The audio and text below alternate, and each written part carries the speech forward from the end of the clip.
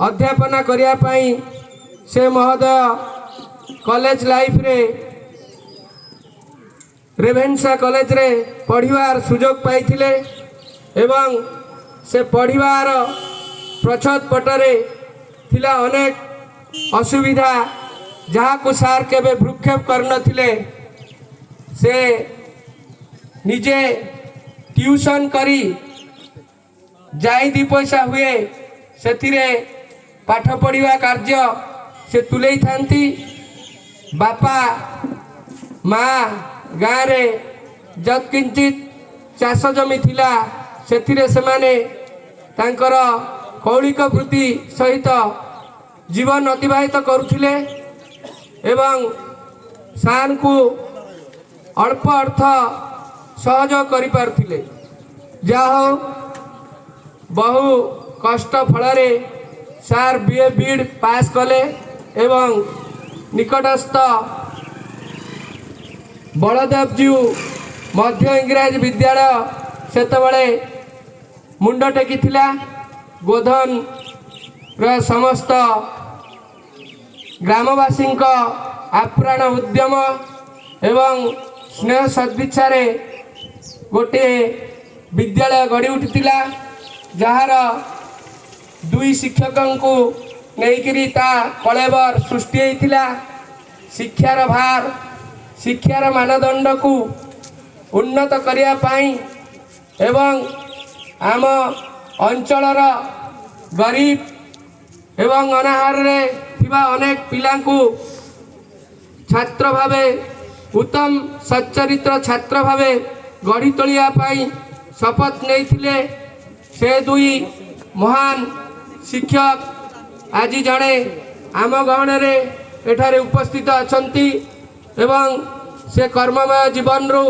अवसार नहीं सारे से मोर गुरु श्री अक्षय कुमार स्वाई महोदय से तांका जीवन रे अनेक छात्र गढ़ी एवं अनेक शिक्षक गढ़ी जहाँकि आम अंचलर अनेक व्यक्ति आज डॉक्टर इंजीनियर होगी बाहर तार सद्य उदाहरण स्वर्गत अल्लल कुमार दास कनिष्ठ पुत्र राम नरेश यादव जे कि सार हाथ गढ़ा गोटे कुनी कंडे तेणु तांक विषय जेते कहवा बहु कम हम कारण से एभली एक शिक्षक थिले जे कि बहु छात्रवत्सल तांकर जीवनर अनेक समय यही पिला गढ़िबा कार्यक्रम रे चली जाइथिला जा फल से तांको जीवन रे अनेक शिशु मान को बाट को आनी अनेक पिला को मनीष करिसेंती एवं शेष पिला माने जेतबले रोजगार क्षम हेले सार टिके आश्वस्ति अनुभव करथिले किंतु आमर शारीरिक असुस्थता हेतु सार दीर्घ दिन आम समय आम गहन रे रही पारले नहीं यह दाम त्याग करी से वर्तमान वैकुंठ निवासी से आम गहन आज नहांती सत किंतु आमे सबुदिन पाई सार को मन रखिबू कारण से आम जीवन रे जड़े माइल खुंट कारण आज ए टीचर आमे सबुले जानिछु टीचर इज ए कैंडल शिक्षक हूँ गोटे मोहम्बती जो मोहम्बती रु अनेक मोहम्बती लगिले से मोहम्बतीर किसी क्षति हुए नहीं teacher should care and teacher should share तार जेते ज्ञान अच्छी से ताकू जेते शेयरिंग करिवो तार ज्ञानर उत्कर्षता सेते अधिक हेबो एवं समाज पाई ता मूल्यबोध सृष्टि करिवो सेथिरु जो छात्र माने बाहरिवे से माने मूल्यबोध भित्तिक शिक्षा पाई जीवनर चला पथरे उन्नति साधन करिवे तेणु आज जो महान गुरु तांकर विषय रे मुबा कौन कहबी तांको सहित मोर बहु अंतरंग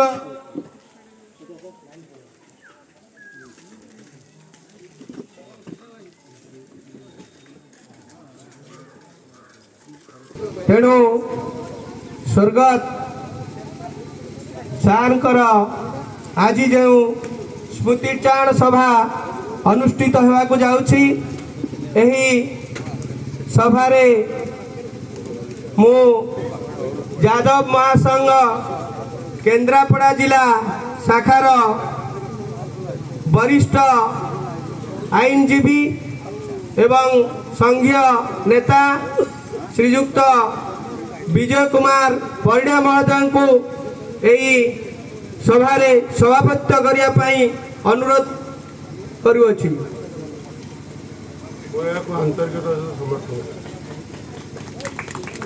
श्री विजय कुमार परिडा महोदय।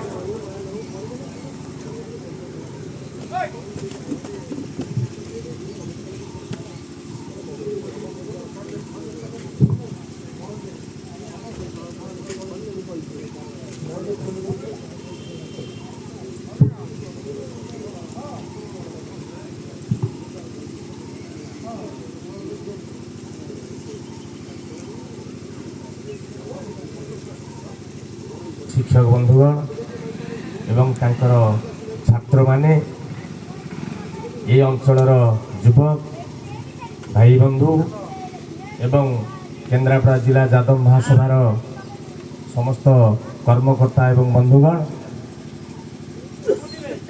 एवं सर्वोपरि अल्लड़ दास को भल पाउथिबा समस्त बंधु मान को मु कृतज्ञता जनाऊँगी एवं ये जो श्रद्धांजलि सभा आयोजन करा जायछि मु सेठी तांकर सहयोगी जे थिले कर्म क्षेत्र रे श्रीयुक्त अक्षय कुमार स्वाई महोदय को मु मध्य अनुरोध करछि से मंच को आसिया पे एवं कर्म व्यस्तता सत्वे जे कि आपण माने जानिछंती केन्द्रापड़ा जिलार ट्रेड यूनियन नेता कहले अत्युक्ति हो ना एवं केन्द्रापड़ार सीनियर एडवोकेट श्रीयुक्त रमणी रंजन राउतराय महोदय मध्य मु अनुरोध करछि मंचासीन हेबा पाई। एथि सहित आम गहणरे अछंती जे कि सांबादिक क्षेत्र में उल्लेखनीय अवदान तांकर रही श्रीयुक्त माधव चरण नायक महोदय मध्य नायक को अनुरोध करछि मंचासीन हेबा पाई। आउ अनेक बंधु फोन करते बाटर आसुंच मुझे निश्चित भाव में अभिनंदन जनइबी जे से आसी एठारे उपस्थित हुंतु आमर कार्यक्रम को आगे नियाजिवो। वर्तमान मु अनुरोध करछि जे समस्ते उपस्थित समस्ते जेडे उपस्थित हवा एवं पुष्पमाल्य अर्पण पर आमर कार्यक्रम को आरंभ करा जिवो। समस्त मु अनुरोध करछि जे सारकर फोटोचित्र पाखक समस्ते आसिया पे समस्ते धाड़ी धाड़ी पुष्पमाल्य अर्पण करिवा एवं कार्यक्रम को आगु को आगे नवा।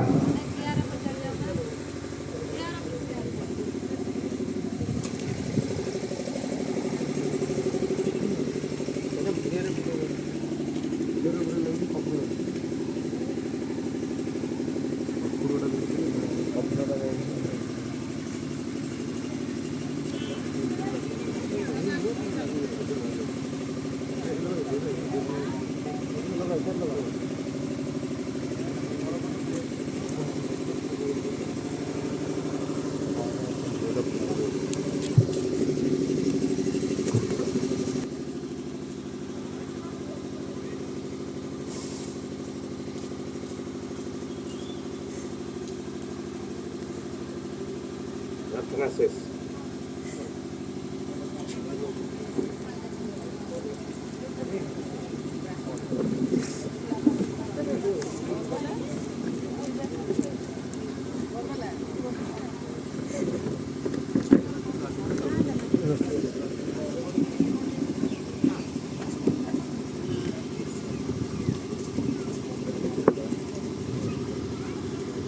बर्तमान अनुरोध कर विशिष्ट शिक्षाविद ଶ୍ରୀଯୁକ୍ତ ମୁରଲୀଧର ଦାସ ମହୋଦୟଙ୍କୁ ଅନୁରୋଧ କରୁଛି ଏ ଶ୍ରଦ୍ଧାଞ୍ଜଳି ସଭାରେ ଟିକେ ଯୋଗ ଦେବା ପାଇଁ।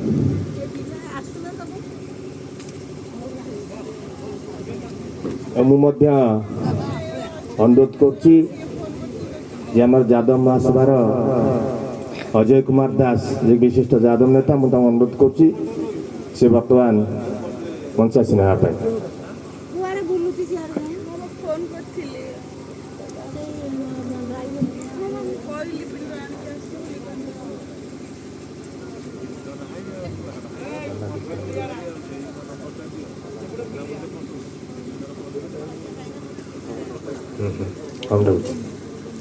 ମୁଁ ଅନୁରୋଧ କରୁଛି ଯେ ଆମ ଗଣରେ ଅଛନ୍ତି ଶ୍ରୀଯୁକ୍ତ ଅନାଦି ଚରଣ ଦାସ ମହୋଦୟ, ମୁଁ ତାଙ୍କୁ ଅନୁରୋଧ କରୁଛି ସେ ମଞ୍ଚାସୀନ ହେବା ପାଇଁ।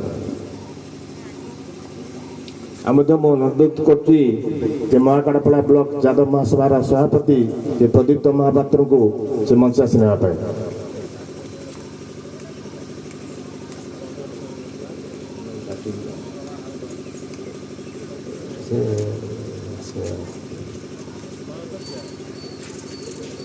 ଆଉ ଆମ ପାଖରେ ଅଛନ୍ତି ଯେ ଗରଜପୁର ବ୍ଲକ ଯାଦବ ମହାସଭାର ସାଧାରଣ ସମ୍ପାଦକ ରବୀନ୍ଦ୍ର ବାବୁ, ମୁଁ ତାଙ୍କୁ ଅନୁରୋଧ କରୁଛି ସେ ମଞ୍ଚାସୀନ ହେବା ପାଇଁ।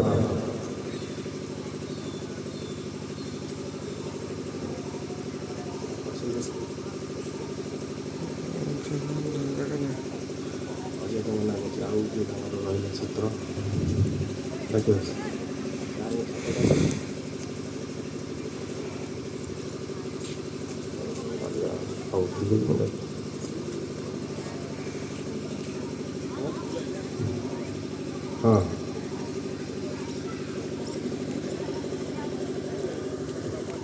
ଯେ ଅଲ୍ଲଣ ସାର୍ଙ୍କର ଯିଏକି ସବୁଠୁ ଭଲ ଛାତ୍ର ଥିଲେ ଏବଂ ସେ ସାର୍ଙ୍କ ଆଦର୍ଶରେ ଅନୁପ୍ରାଣିତ ସେ ଆମ ପାଖରେ ଅଛନ୍ତି କ୍ଷୀରୋଦ କୁମାର ସ୍ୱାଇଁ ମହୋଦୟ, ମୁଁ ମଧ୍ୟ ତାଙ୍କୁ ଅନୁରୋଧ କରୁଛି ମଞ୍ଚାସୀନ ହେବା ପାଇଁ।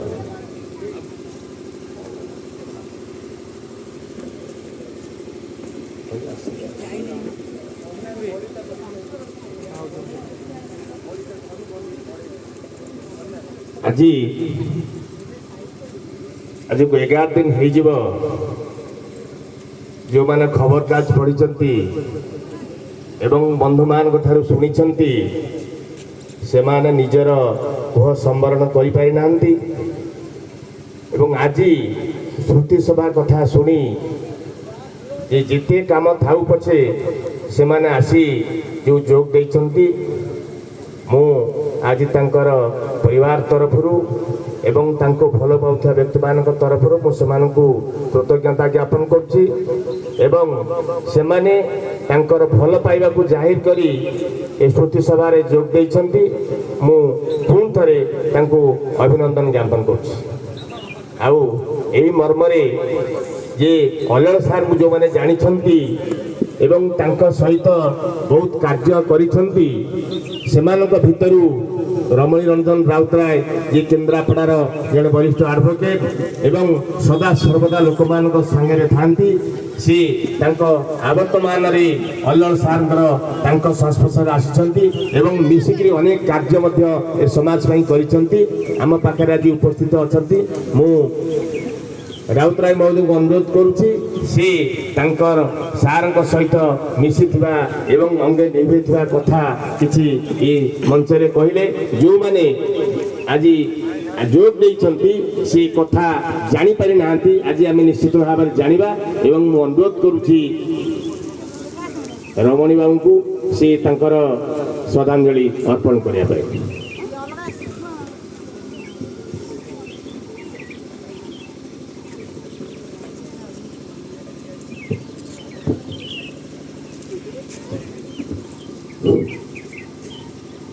ଆଜି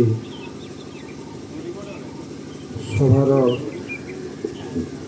ବନ୍ଧୁ କେନ୍ଦ୍ରାପଡ଼ାର ବରିଷ୍ଠ ଆଇନଜୀବୀ, ଆପଣଙ୍କ ସଂଗଠନ ଯେଉଁଥିରେ ସାର୍ ନେତୃତ୍ୱ ନେଉଥିଲେ, ଜଣେ ବରିଷ୍ଠ ନେତା, ସର୍ବୋପରି ଜଣେ ଭଲ ମଣିଷ, 85 ଅନ୍ୟତମ ଆପଣଙ୍କର ପ୍ରିୟ ବନ୍ଧୁ, ଗାଁ ଲୋକ, ଶିକ୍ଷାବିତ୍ ଶିକ୍ଷା ପରିଚାଳକ ଅକ୍ଷୟ ଭାଇ ସାର୍ ଅଛନ୍ତି ଏବଂ ନେତୃମଣ୍ଡଳୀ ଆପଣମାନେ ସମସ୍ତେ ଯେଉଁମାନେ ଅଲ୍ଲୀଳ ସାର୍ଙ୍କୁ ଭଲ ପାଆନ୍ତି ତାଙ୍କ ପରିବାର ବର୍ଗ ସର୍ବୋପରି ମାଧବ ସାର୍ ବସିଛନ୍ତି ଏବଂ ଅନ୍ୟ ସମସ୍ତଙ୍କୁ ମୋ ତରଫରୁ ଏକାଦଶ ଉପଲକ୍ଷେ ଆଜି ଯେତେବେଳେ ପାଳନ ହେଉଛି ସ୍ମୃତି ସଭା ପିଲାମାନେ ହୁଏତ କେହି କିଛି ମନେ ରଖୁନଥିବେ ସ୍ମୃତି ସଭାରେ ଦୟାକରି ତାଳି ମାରିବେ ନାହିଁ କାରଣ ସ୍ମୃତି ସଭାରେ ତାଳି ମରାଯାଏ ନା ତେଣୁ କାହିଁକି ନା ଜାତସ୍ୟ ଧ୍ରୁବ ମୃତ୍ୟୁ ମହିମଣ୍ଡଳେ ଦେହ ଧରି ଦେବତା ହୋଇଲେ ବି ମରଇ ମଣିଷ ଜନ୍ମ ଲାଭ କରିଛି ମାନେ ନିଶ୍ଚୟ ବିଦାୟ ନେବ এটা ପ୍ରଥମ ଏବଂ ପରମ କଥା ଆମେ ସେଇ ଧାରାକୁ ବଞ୍ଚିତ କରିକିରି ଏ ସମାଜରେ କେତେ ଦିନ କିଏ ବଞ୍ଚିଲା ସେଇଟା ବଡ଼ କଥା ନୁହେଁ ବଡ଼ କଥା ହେଉଛି ମଲା ପରେ କେତେ ଦିନ ବଞ୍ଚିଲା ସେଇଟା ହେଉଛି ମଣିଷର ସାର୍ଥକତା ଅଲ୍ଲୀଳ ସାର୍ଙ୍କୁ ଯାହା କହିଲେ ବିଜୟ ବାବୁ ଆମେ ଯେମିତି ଜାଣୁ ବିଶେଷ ଭାବରେ ଅଞ୍ଚଳ ସହିତ ଏକ ପାରିବାରିକ ସମ୍ପର୍କ ମୋ ମାମୁଁ ଘର ଏହି ପଞ୍ଚାୟତରେ ସେ ମଧ୍ୟ ଜଣେ ଶିକ୍ଷକ ଆଉ ପରବର୍ତ୍ତୀ ପର୍ଯ୍ୟାୟରେ ଯେତେବେଳେ ଆମେ ଏ ଅଞ୍ଚଳ ସହିତ ବନ୍ୟା ବାତ୍ୟା ସମୟରେ ଅଜୟ ଦେବ ସମସ୍ତେ ଅଛନ୍ତି କାମ କଲାବେଳେ ସାର୍ଙ୍କ ସହିତ ମନେ ପଡ଼ୁଛି ଗୋଟା ସ୍କୁଲକୁ କିଛି ବନ୍ୟା ବିପଦ ସମୟରେ କିଭଳି ସାହାଯ୍ୟ କରାଯିବ ସେ ସମ୍ପର୍କରେ କଲାବେଳେ ମୁଁ ଦେଖିଛି ଯେ ପ୍ରକୃତରେ ସ୍ଥିତ ପ୍ରଜ୍ଞ ଯାହାକୁ କୁହାଯାଏ ସେଇଭଳି ସେ ଜଣେ ମଣିଷ ସ୍ଥିତ ପ୍ରଜ୍ଞ ମଣିଷ ସମାଜରେ ନିଶ୍ଚିତ ଭାବରେ କମ୍ ଲୋକ ଅଛନ୍ତି ନାହାନ୍ତି କହିବେ ନାହିଁ ଦେ ଆର୍ ରେୟାର ଆଣ୍ଡ ରେୟାରେଷ୍ଟ ଆଜି ହେଉଥିଲା ବେଳେ ସାର୍ଙ୍କର କଥାବାର୍ତ୍ତା ସାର୍ଙ୍କର ଉପସ୍ଥିତି ତାଙ୍କର ପ୍ରେଜେଣ୍ଟେସନ୍ ଇଣ୍ଟରଭିନେସନ୍ ଏ ସମସ୍ତ କଥାକୁ ମାର୍ଜିତ ଭାବରେ ସେ କରୁଥିଲେ ମୋର ମନେ ଅଛି ମୁଁ ଯେତେବେଳେ 2011-12 ମସିହାରେ କିଛି ସାମାଜିକ କାମ ବନ୍ୟାବେଳେ କରୁଥିଲି ସାର୍ ମଧ୍ୟ ଗୋଟିଏ କଥା କହିଲେ ମୋର ଆଗ୍ରହ ହେଲା ସେ ସମ୍ପର୍କରେ ଜାଣିବା ପାଇଁ ତାଙ୍କ ସହିତ ମିଶିବା ପାଇଁ ସାର୍ଙ୍କଠୁ ଅନେକ କଥା ମୁଁ ବସି ଗଲାବେଳେ ତାଙ୍କୁ ନିରୋଳାରେ ପଚାରେ ଆଲୋଚନା କରେ ସେ ତାକୁ କୁହନ୍ତି ମୁଁ ଯାହା ବୁଝେ ରାଜନୀତିର ଊର୍ଦ୍ଧ୍ୱରେ ବ୍ୟକ୍ତିଗତ ଊର୍ଦ୍ଧ୍ୱରେ ରହିକରି କାମ କରିବା ପାଇଁ ଚେଷ୍ଟା କରେ ଏବଂ ନିଶ୍ଚିତ ଭାବରେ ସାରେ ଯେତେବେଳେ ଚାଲିଗଲେ ପେପର ଦେଖିଲି ମୋତେ ଟିକେ ବ୍ୟସ୍ତ ଲାଗିଲା ସାର୍ ଗୋଟିଏ କୋର୍ଟ କଚେରୀ କାମରେ ଯାଇଥାନ୍ତି ବିଜୟ ବାବୁଙ୍କର ଆମର ଏକା ରୁମ୍ ସେ କେସ୍ ଯଦିଓ ନା ବିଜୟ ବୁଝୁଥିଲେ ନା ବୁଝୁଥିଲି ଆମର ଆଉ ଜଣେ ବନ୍ଧୁ ସେ ବୁଝୁଥିଲେ ସାର୍ଙ୍କର କାମ ସରିଲା ପରେ ମୁଁ ସବୁ ଜଷ୍ଟ ମୋ ଟେବୁଲ ଆଗରେ ବସିଲି ମୁଁ ସବୁଠୁ ସାର୍ଙ୍କୁ ପଚାରିଲି ତାପରେ ପଚାରିଲି ମୋ ମାମୁଁ କେମିତି ଅଛନ୍ତି ନା ଦେଖାଇନାହାନ୍ତି କିଛି ଦିନ ହେଲାଣି ପୁଅ କେଉଁଠି ଝିଅ କ'ଣ କରୁଛି କାହା ଖବର କ'ଣ 20 ମିନିଟ୍ ଖଣ୍ଡେ କି ବେଶୀ ସମୟ କଥାବାର୍ତ୍ତା ହେଲୁ କାରଣ ତାଙ୍କୁ ଆସିବାକୁ ଡେରି ଥାଏ ଏତେ କଥାବାର୍ତ୍ତା ହେଇଥିବା ଲୋକ ଜଣଙ୍କର ଯେତେବେଳେ ହଠାତ୍ ଚାଲିଗଲେ ମୁଁ ପେପର ଦେଖିଲି ମୁଁ ଟିକେ ବିଚମ୍ବିତ ହେଲି ପ୍ରକୃତରେ ଆଶ୍ଚର୍ଯ୍ୟ ହେଲି ମୋ ସୌଭାଗ୍ୟବଶତଃ ମୋତେ ବିଜୟ ବାବୁ କହିଲେ ଆପଣଙ୍କୁ ଯିବା ପାଇଁ ପଡ଼ିବ ମୁଁ କହିଲି ମନ ତ ସ୍ଥିର କରିଥିଲି ନିଶ୍ଚୟ ଯିବି ତାକୁ ସାଙ୍ଗେ ସାଙ୍ଗେ ଡାଏରୀରେ ଲେଖିଲି ଯେ ଟିକେ ନିଶ୍ଚିତ ଯିବା ପାଇଁ ପଡ଼ିବ ସେଇମାନଙ୍କ ପାଇଁ ଯିବା ଯେଉଁମାନେ ଏ ସମାଜ ପାଇଁ କିଛି କାମ କରିଛନ୍ତି ବିଶେଷ ଭାବରେ ଶିକ୍ଷା ବୃତ୍ତିରେ ଯେଉଁମାନେ ଥାନ୍ତି ଶିକ୍ଷକ ଯେଉଁମାନେ କରନ୍ତି ଖାଲି ସାର୍ଙ୍କ ଉଦ୍ଦେଶ୍ୟ ନୁହଁ ସମସ୍ତ ଶିକ୍ଷକ ସମାଜକୁ ମୁଁ କୋଟି କୋଟି ପ୍ରଣାମ କରେ ସବୁ ସ୍ଥାନରେ କରେ ଏଇପାଇଁ କରେ ଯେ ତମେ ହାତ ଧରିଥିବା ଖଡ଼ି ହାତରେ ଧରିଥିବା କଲମ ସେ ନିଶ୍ଚିତ ଭାବରେ ମଣିଷକୁ ଭଲ ବାଟ ଦେଖେଇଛି ମଣିଷକୁ ଆଗକୁ ଯିବା ପାଇଁ ସାର ଦେଖେଇଛି ତେଣୁ ଶିକ୍ଷକ ବୃତ୍ତି ଭାବରେ ଜଣେ ସ୍ଥିତପ୍ରଜ୍ଞ ବ୍ୟକ୍ତି ଭାବରେ ଜଣେ ସଚ୍ଚୋଟ ବ୍ୟକ୍ତି ଭାବରେ ସାର୍ଙ୍କୁ ନିଶ୍ଚିତ ଭାବରେ ମନେ ରହିବେ ଆମେ ଥିଲା ପର୍ଯ୍ୟନ୍ତ ଏ ସମାଜ ବଦଳିଛି ସମାଜର କଳେବର ବଦଳିଛି ସମାଜର ସଂଜ୍ଞା ବଦଳିଛି ଆମେ ଦେଖୁଥିଲା ବେଳେ ଆସୁଥିଲା ବେଳେ ଯାହା କହନ୍ତି ଯେ ସମାଜର ଆଜି ଦିଗ କୋଉଠି ଯାଇଛି ନା ମଣିଷର ବ୍ୟକ୍ତିତ୍ୱ ମଣିଷ ପାଖରେ ନାହିଁ ଜ୍ଞାନରେ ନାହିଁ ମଣିଷର ବ୍ୟକ୍ତିତ୍ୱ ତା ସେବାରେ ନାହିଁ, ମଣିଷର ବ୍ୟକ୍ତିତ୍ୱ ତା ତ୍ୟାଗରେ ନାହିଁ, ମଣିଷ ପରିସୀମା ତାର ଏକମାତ୍ର ପରିସୀମା ହେଉଛି ଅର୍ଥ ସର୍ବସ୍ୱ ସମାଜ। 2023 ମସିହାରେ ଆପଣ ବ୍ୟକ୍ତିকে ତୋଳିବା ପାଇଁ ହେଲେ ଆମେ ଯାହା କହିଥିଲେ ସେଦିନ ବଙ୍ଗଳାର କବି ସବୁରି ଉପରେ ମାନସ ଭାଲ, ଯେତେ ପାରୁଛ ସେତେ ମାନସ ଧର, ମଣିଷକୁ ଭଲ ପାଅ, ମଣିଷ ପାଇଁ କାମ କର, ମଣିଷକୁ ଭଲ କଥା କୁହ, ମଣିଷ ପାଇଁ ନିଜ ଜୀବନକୁ ତ୍ୟାଗ କର। କିନ୍ତୁ ବର୍ତ୍ତମାନ କଣ ହେଇଛି, ମଣିଷ ପଛରେ ପିତା ତା ପୁତ୍ରକୁ ଆଦର କରୁନି। ଯଦି ପୁଅ ପାଇଁ ମୋଟରସାଇକେଲ ବାପା ନ କିଣିଛି ତାହେଲେ ସେ ପୁଅ ସୋଦା ଖାଇବ, ବାପା ସୋଦା ଖାଇବ। ସମାଜରେ ଯଦି ମୋବାଇଲ ଫୋନଟିଏ ଛୋଟ ପିଲାଙ୍କୁ ବଡ଼ ପିଲା ନୁହେଁ, ଅଷ୍ଟମ ନବମ ଦଶମ ପଢୁଥିବା ପିଲା ବାପା ନ ଦେଇ ପାରୁଛି, ବାପା ବୋଲ ସେ ପୁଅ ଆତ୍ମହତ୍ୟା କରିବା ପାଇଁ ପଛଉ ନାହିଁ ସାମାନ୍ୟ ଛୋଟ କଥା ପାଇଁ। ଏ ସମାଜ ଆଜି ସେଇ ବାଟକୁ ଯାଇଛି ଯୋଉ ବାଟରେ ଏକମାତ୍ର ଅର୍ଥ କ୍ଷମତା ବଳ ସର୍ବସ୍ୱରେ ପରିଣତ ହେଇଛି। ଯାହାର ବ୍ୟତିକ୍ରମ ଥିଲେ ଅଲିଅର ସାର୍, ମଣିଷ ପାଇଁ ଟଙ୍କା ଦରକାର କିନ୍ତୁ ଟଙ୍କା ସର୍ବସ୍ୱ ନୁହଁ, ମଣିଷ ପାଇଁ କ୍ଷମତା ଦରକାର କ୍ଷମତା ସର୍ବସ୍ୱ ନୁହଁ, ମଣିଷ ପାଇଁ ତାକତ ଦରକାର ତାକତ ସର୍ବସ୍ୱ ନୁହଁ। ଆଉ ଉପରେ ମଣିଷ ପଣିଆ ହ୍ୟୁମାନିଜିମ, ଏଟା ଯୋଉ ବଡ କଥା ତା ଆଜି କମି ଯାଉଥିଲା ବେଳେ ତାର ବ୍ୟତିକ୍ରମ ଥିଲେ ଅଲିଅର ସାର୍, ଯେ ମଣିଷ ପଣିଆକୁ ଭଲ ପାଉଥିଲେ, ମାନବିକତାକୁ ଭଲ ପାଉଥିଲେ, ଯେ ମଣିଷକୁ ମଣିଷର କଥା କହୁଥିଲେ, ମଣିଷକୁ ଅବାଟ କଥା କହୁନଥିଲେ।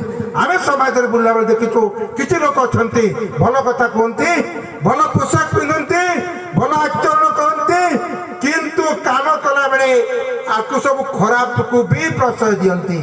ଆମେ ନିଶାକୁ ବିରୋଧ କରୁ, ମଦ ଖାଇବାନି, ମଦ ଖୋଇବାନି, କିନ୍ତୁ ଅନେକ ଲୋକ ଅଛନ୍ତି ଯୋଉମାନେ ନିଶା ବିରୁଦ୍ଧରେ ଆମ ସାଙ୍ଗେ ରୁହନ୍ତି, କିନ୍ତୁ ପୁଅ ବାହାଘର ବେଳେ ତାଙ୍କୁ ଯଦି ପଚାରିବ ସେ ମଦୁଆ କାହିଁ ଆସିଲେ, ନା ସିଏ ତା ପୁଅ କହିଦେଇଛି, ପୁରା ଭଣଜା କହିଦେଇଛି। ତେଣୁ କମ୍ପ୍ରମାଇଜ କରନ୍ତି, ନୀତି ବରଯାତ୍ରୀ କମି ଯାଇପାରନ୍ତି, ବର ଏକା ଯାଇପାରେ, ତା ସାଙ୍ଗରେ ବାପା ଯାଇପାରେ, ଭଲ ଲୋକ ଯିବେ, ନିଶା ପ୍ରେମୀରେ ଯିବେ। ଏଇଭଳି ଜଣେ ବ୍ୟକ୍ତିତ୍ୱ ଥିଲେ ଅଲିଅର ସାର୍, କମ୍ପ୍ରମାଇଜ କରୁନଥିଲେ, ନୀତି ସହିତ ନୀତି ସାଙ୍ଗରେ ନିକନିଷ୍ଠ ଭାବରେ ଥିଲେ, ସେ ହେଉଛନ୍ତି ଅଲିଅର ସାର୍। ସମାଜରେ ବହୁତ ପରିବର୍ତ୍ତନ ହେଇଛି, ବହୁତ ପରିବର୍ତ୍ତନ ହେଇଛି, ସାହିତ୍ୟରେ, ସଂସ୍କୃତିରେ, ରାଜନୀତିରେ, ସେବାରେ। ଆଜି ତ ସେବା ନାଁରେ ଲୋକଙ୍କ ସେବା କରିବା ପାଇଁ ଲୋକ ସମସ୍ତେ ବାହାରୁଛନ୍ତି, ବହୁ ଲୋକ ବାହାରୁଛନ୍ତି, ବହୁ ଲୋକ ସାଂସଦ ହେବେ, ବିଧାୟକ ହେବେ, ସରପଞ୍ଚ ହେବେ, ୱାର୍ଡ ମେମ୍ବର ହେବେ, ଆଉ କଣ ହେବେ, ଲୋକ ସେବା କରିବେ। ଭିତର ବିଷ କୁମ୍ଭ ପୟ ମୁଖ ଭଳି ଏ ସମାଜରେ ଆଜି ଯୋଉ କଥା ହେଇଛି, ମୁଁ ନିବେଦନ କରିବି, କଣ ହଉ କି ନ ହଉ, ଆମେ ତାଙ୍କଠୁ ଯଦି ଏତିକି ଶିଖିପାରିବା, ଅନୁସାରେ ଯୋଉଠି ଥାନ୍ତୁ ଆପଣ ଯୋଉ ଭଳି ଭାବରେ କାମ କରୁଥିଲେ, କମ୍ପ୍ରମାଇଜ କରୁନଥିଲେ, ନୀତି ସହିତ, ଅର୍ଥ ସହିତ, କ୍ଷମତା ସହିତ ଟିକେ ଶିଖିପାରିବା, ତାହେଲେ ତାଙ୍କ ଶ୍ରଦ୍ଧାଞ୍ଜଳି ସଭାରେ ଯୋଗ ଦେଇକିରି ଯୋଉ ସମୟ ନଷ୍ଟ କରୁଛେ ତା ସାର୍ଥକତା ହବ। ଏବଂ ଅପରପକ୍ଷରେ ଆପଣ ଜାଣନ୍ତି ଯୋଉ କଥା ଆଜି କାର୍ଯ୍ୟକ ବିଜୟବାବୁ କହୁଥିଲେ ଯେ ନିଶ୍ଚିତ ଭାବରେ ଯେ ଆମେ ଏକ ଗୋଷ୍ଠୀବାଦ ହଉ, ତାଙ୍କ ସଂଗଠନ କ୍ଷେତ୍ରରେ ଯାଦବ ସଭା, ସେ କଥା ମଧ୍ୟ ସାର୍ ଥିଲେ। ମୁଁ ଟିକେ ସେଇ କଥାକୁ ଦିନେ ଅବଶ୍ୟ ବିଜୟବାବୁ ତ ବହୁତ ଥର କହିଛି, ସାର୍ ମଧ୍ୟ ବସିଲା ବେଳେ କହେ ଯେ ଆମେ ସେଇ କଥାରେ ବିଶ୍ୱାସ କରୁ ଯେ ମଣିଷ ଜାତିର ବିକାଶ ହେବା ଦରକାର, ମଣିଷ ସମାଜ ହିନ୍ଦୁ ମୁସଲମାନ ଶିଖ ଇସାଇ ଆମେ ସବେ ଭାଇ ଭାଇ ଏ ଧାରାରେ ମଧ୍ୟ ସାର୍ ରହୁଥିଲେ।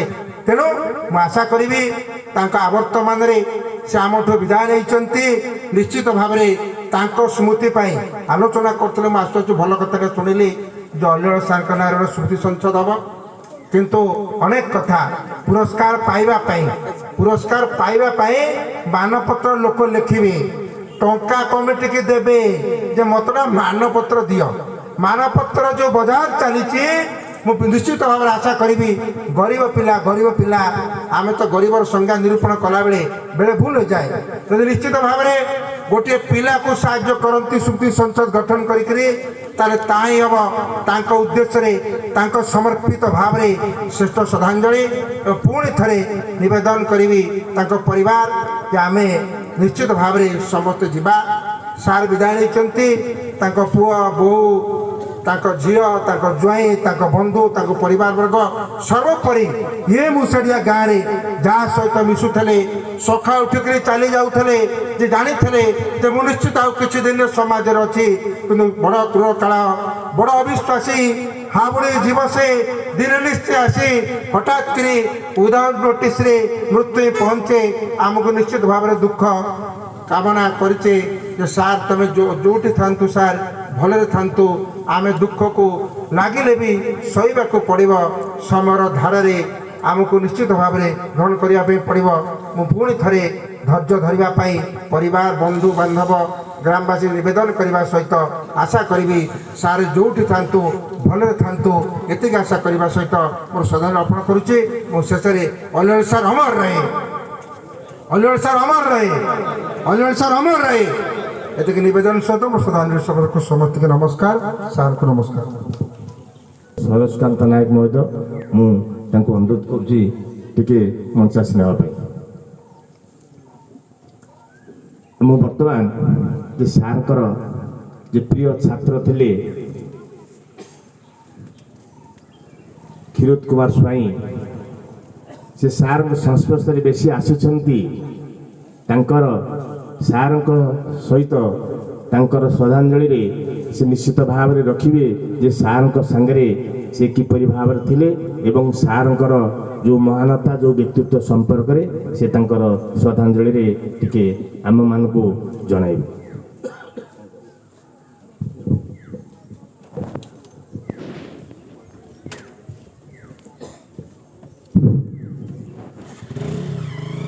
नीलाचल निवासय नित्यान परमात्मने बलभद्र सुभद्राभ्यां जगन्नाथाय ते नमो नमः। आज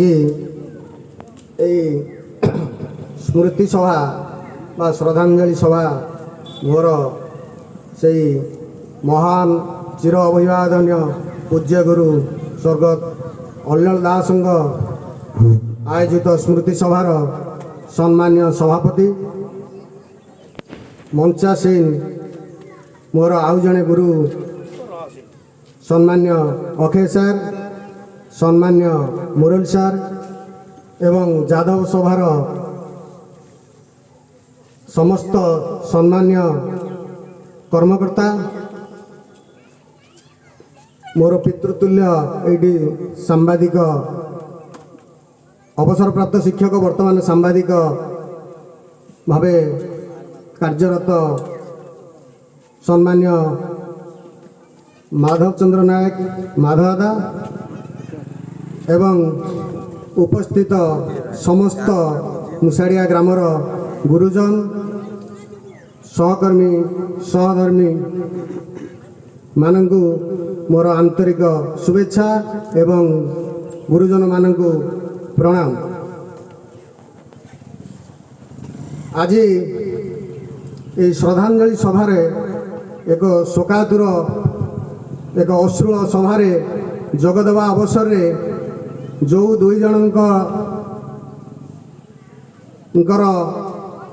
अक्लांत परिश्रम रे 80 दशक रे आमे बहु लोह लोहू ढाली आम जो दुई जन करथिले से सौभाग्य बसत हो संजोग बसत हो ये सभार जनक मु श्रद्धांजलि ज्ञापन करने को आसुवा समय रे आउ जड़े भगवान का आशीर्वाद सफलतार समस्त शीर्ष को अतिक्रम करिथिबा शिक्षकता जीवन निजको से एसआई कहतु अतिरिक्त ब्लॉक शिक्षा अधिकारी कहतु प्रशासनिक अधिकारी डेराबसी ब्लॉकर शिक्षा अधिकारी रूपे अवसर प्राप्त श्रीजुक्त अक्षय कुमार स्वाई की मथापति प्रणाम करी मोर वक्तव्य रखिथिबारु सुजोग देइथिबारु ए स्मृति सभार कर्मकर्ता तथा तांकर परिवार सुयोग्य दुई संतान को आंतरिक धन्यवाद सह कृतज्ञता ज्ञापन करुछि। आज एभली एक शोक संतप परिवार को समवेदना दवा संगे संगे जो